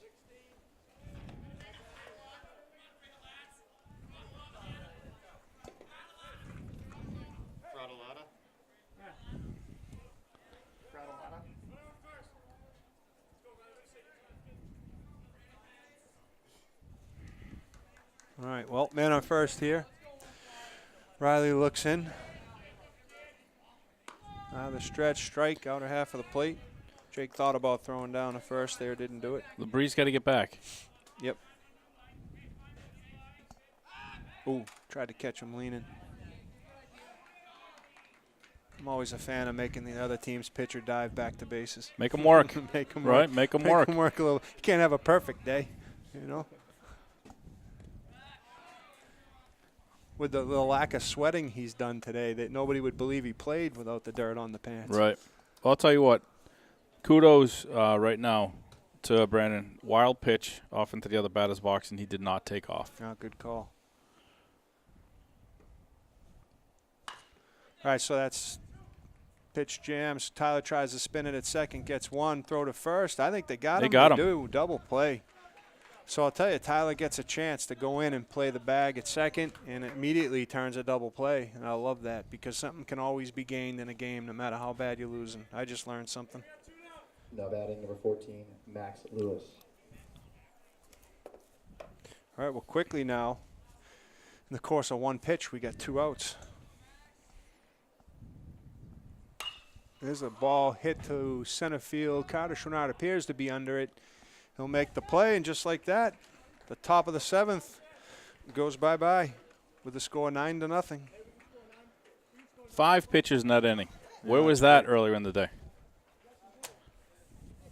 Right now, we're going to have coming up, just from the changes they've made, I think we're going to see Tyler Santoro in for Clay Campbell. And we already had Isaac was still out there defensively, so I'm sure he's going to stay out there. And Cody Morrell at third base. So those are your 3. Well, their big lefty is strolling out to the mound here, so he's going to try to go for the complete game. Boy, I'd love to see the Grizzlies just scrap a run or 2 off of this kid, if nothing else, just to set the tone for another day. Oh, it looks like we might have Bars coming in. He's moving into the on-deck circle, which would take the place for Connor Isaac. Okay. Trying to So see who else will we that have. move to shortstop, I wonder? Because Clay's out of the game. And Unless he's Connor's just out of the loosening game. up. And we have Nolan Gilmet Nolan with a Gilmet, helmet on. yeah. So, Now well, I batting love that. number I think, 4, you know what, Tyler get the Santoro. at-bats out there, get some other kids throwing so that you learn something. Give Absolutely. a kid a chance to cut his teeth a little bit. Like you saw there at the end of that inning, Tyler made a terrific turn of a double play at second base. He came to play. Yep. He always does. He wants to play. He always does. I've loved watching him Oh. play. Watched him play a lot of wiffle ball in my backyard. Him and Mitchell having epic wiffle ball battles for years. And I'll tell you, I learned watching that this kid is terrific bat on ball. Makes contact. Here we go to start the inning. He came in with a fastball. Tyler lifted it, but lifted it maybe a little too much. Right fielder comes in, makes the catch. He one tried to down. fight it off. Yeah, you know, his first at bat of the game, I love the aggressiveness, but I also would have loved to see him maybe Take a pitch. take a pitch. just to get the speed down. He wasn't overwhelmed at all. A nice quick bat there. He put the ball to right field where I expected him to do it.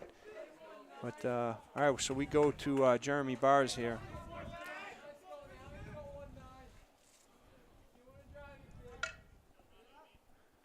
Big lefty looks in. Starts it off with a curveball in the dirt, ball 1.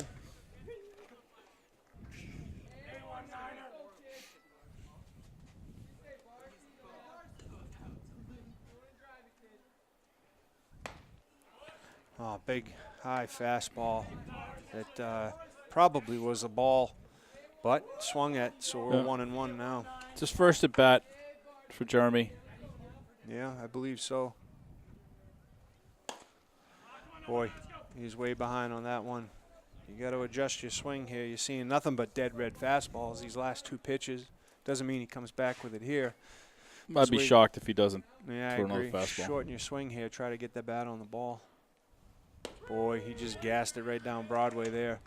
That's a pitcher that saw blood there. And we get quickly 2 outs. Now batting, number 3, Nolan Gilmet. You know, Division I athletes don't grow on trees, and Division I baseball players in New England certainly do not grow on trees. Right. So if nothing else, it's been nice to watch this kid work and sort of see what all the headlines were about. I certainly am a convert or a believer. Nolan Gilmet steps in. Started off with a curveball down and in. He looks back at the dugout, sort of says, boy, that's a hell of a curveball I just saw there. Nolan's a great kid. He's got a great personality, great parents. Absolutely. So the pitch here, inner half, which I actually love that because you're trying to overwhelm him here.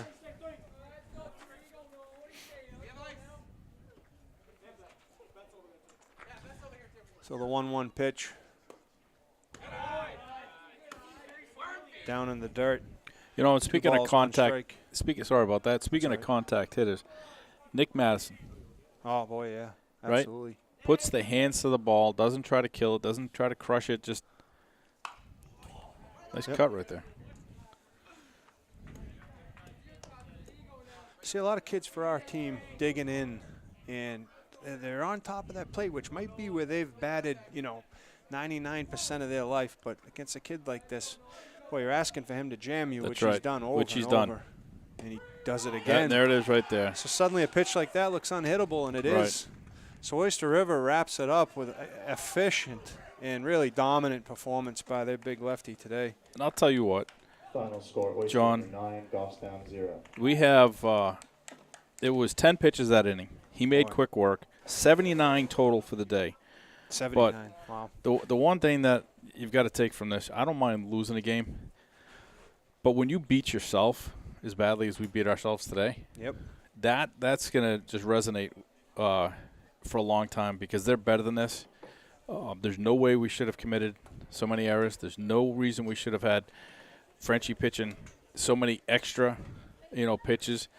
But now, what's the next step for them, right? All right. Who's going to show up tomorrow? How are they going to are they going to react to a crushing defeat? I mean, let's be real. I know that they're a great team, and so is Goffstown, but you lost 9-0. So how dig are you going to deep tomorrow? You have a big. Don't even look to next week. Just look at tomorrow and see how how you're going to react. Absolutely, absolutely. The old saying from Crocodile Dundee: "Don't bring a knife to a gunfight." And I think that's kind of what the boys did a little bit today in there, with some of the errors and so right out of the gates they went down early. But like you said, I think tomorrow's a big game because they're 4-0 coming into today. So now they're 4-1. They got kicked around a little bit, but you got to get back on the horse tomorrow. Take care of business. Go into next week 5-1. You play 4 games next week. Who do we get up next week? I think we have Portsmouth, Wyndham. Yeah, so St. Thomas Aquinas on Monday, Co-Brown on Wednesday, Wyndham, big game on Thursday, and Portsmouth big doesn't game get any on easier. Friday. So, boy, if this was a level of competition that sort of overwhelmed them today, they got 2 more chances to sort of right the ship next Thursday and Friday with some big matches coming up. Absolutely. We'll see who shows up tomorrow and if they come out ready to play. I mean, the kid pitched a great game, but there's no reason that he was not unhittable. But again, we'll see what Coach Lawrence and the boys come up with. So on behalf of John Skokie, who filled in, he's our third teammate up here with myself and Mike Santoro. Thank you for tuning in. And the final score is Oyster River 9, Goffstown nothing. And we will see you tomorrow. Thank you again. Tune in.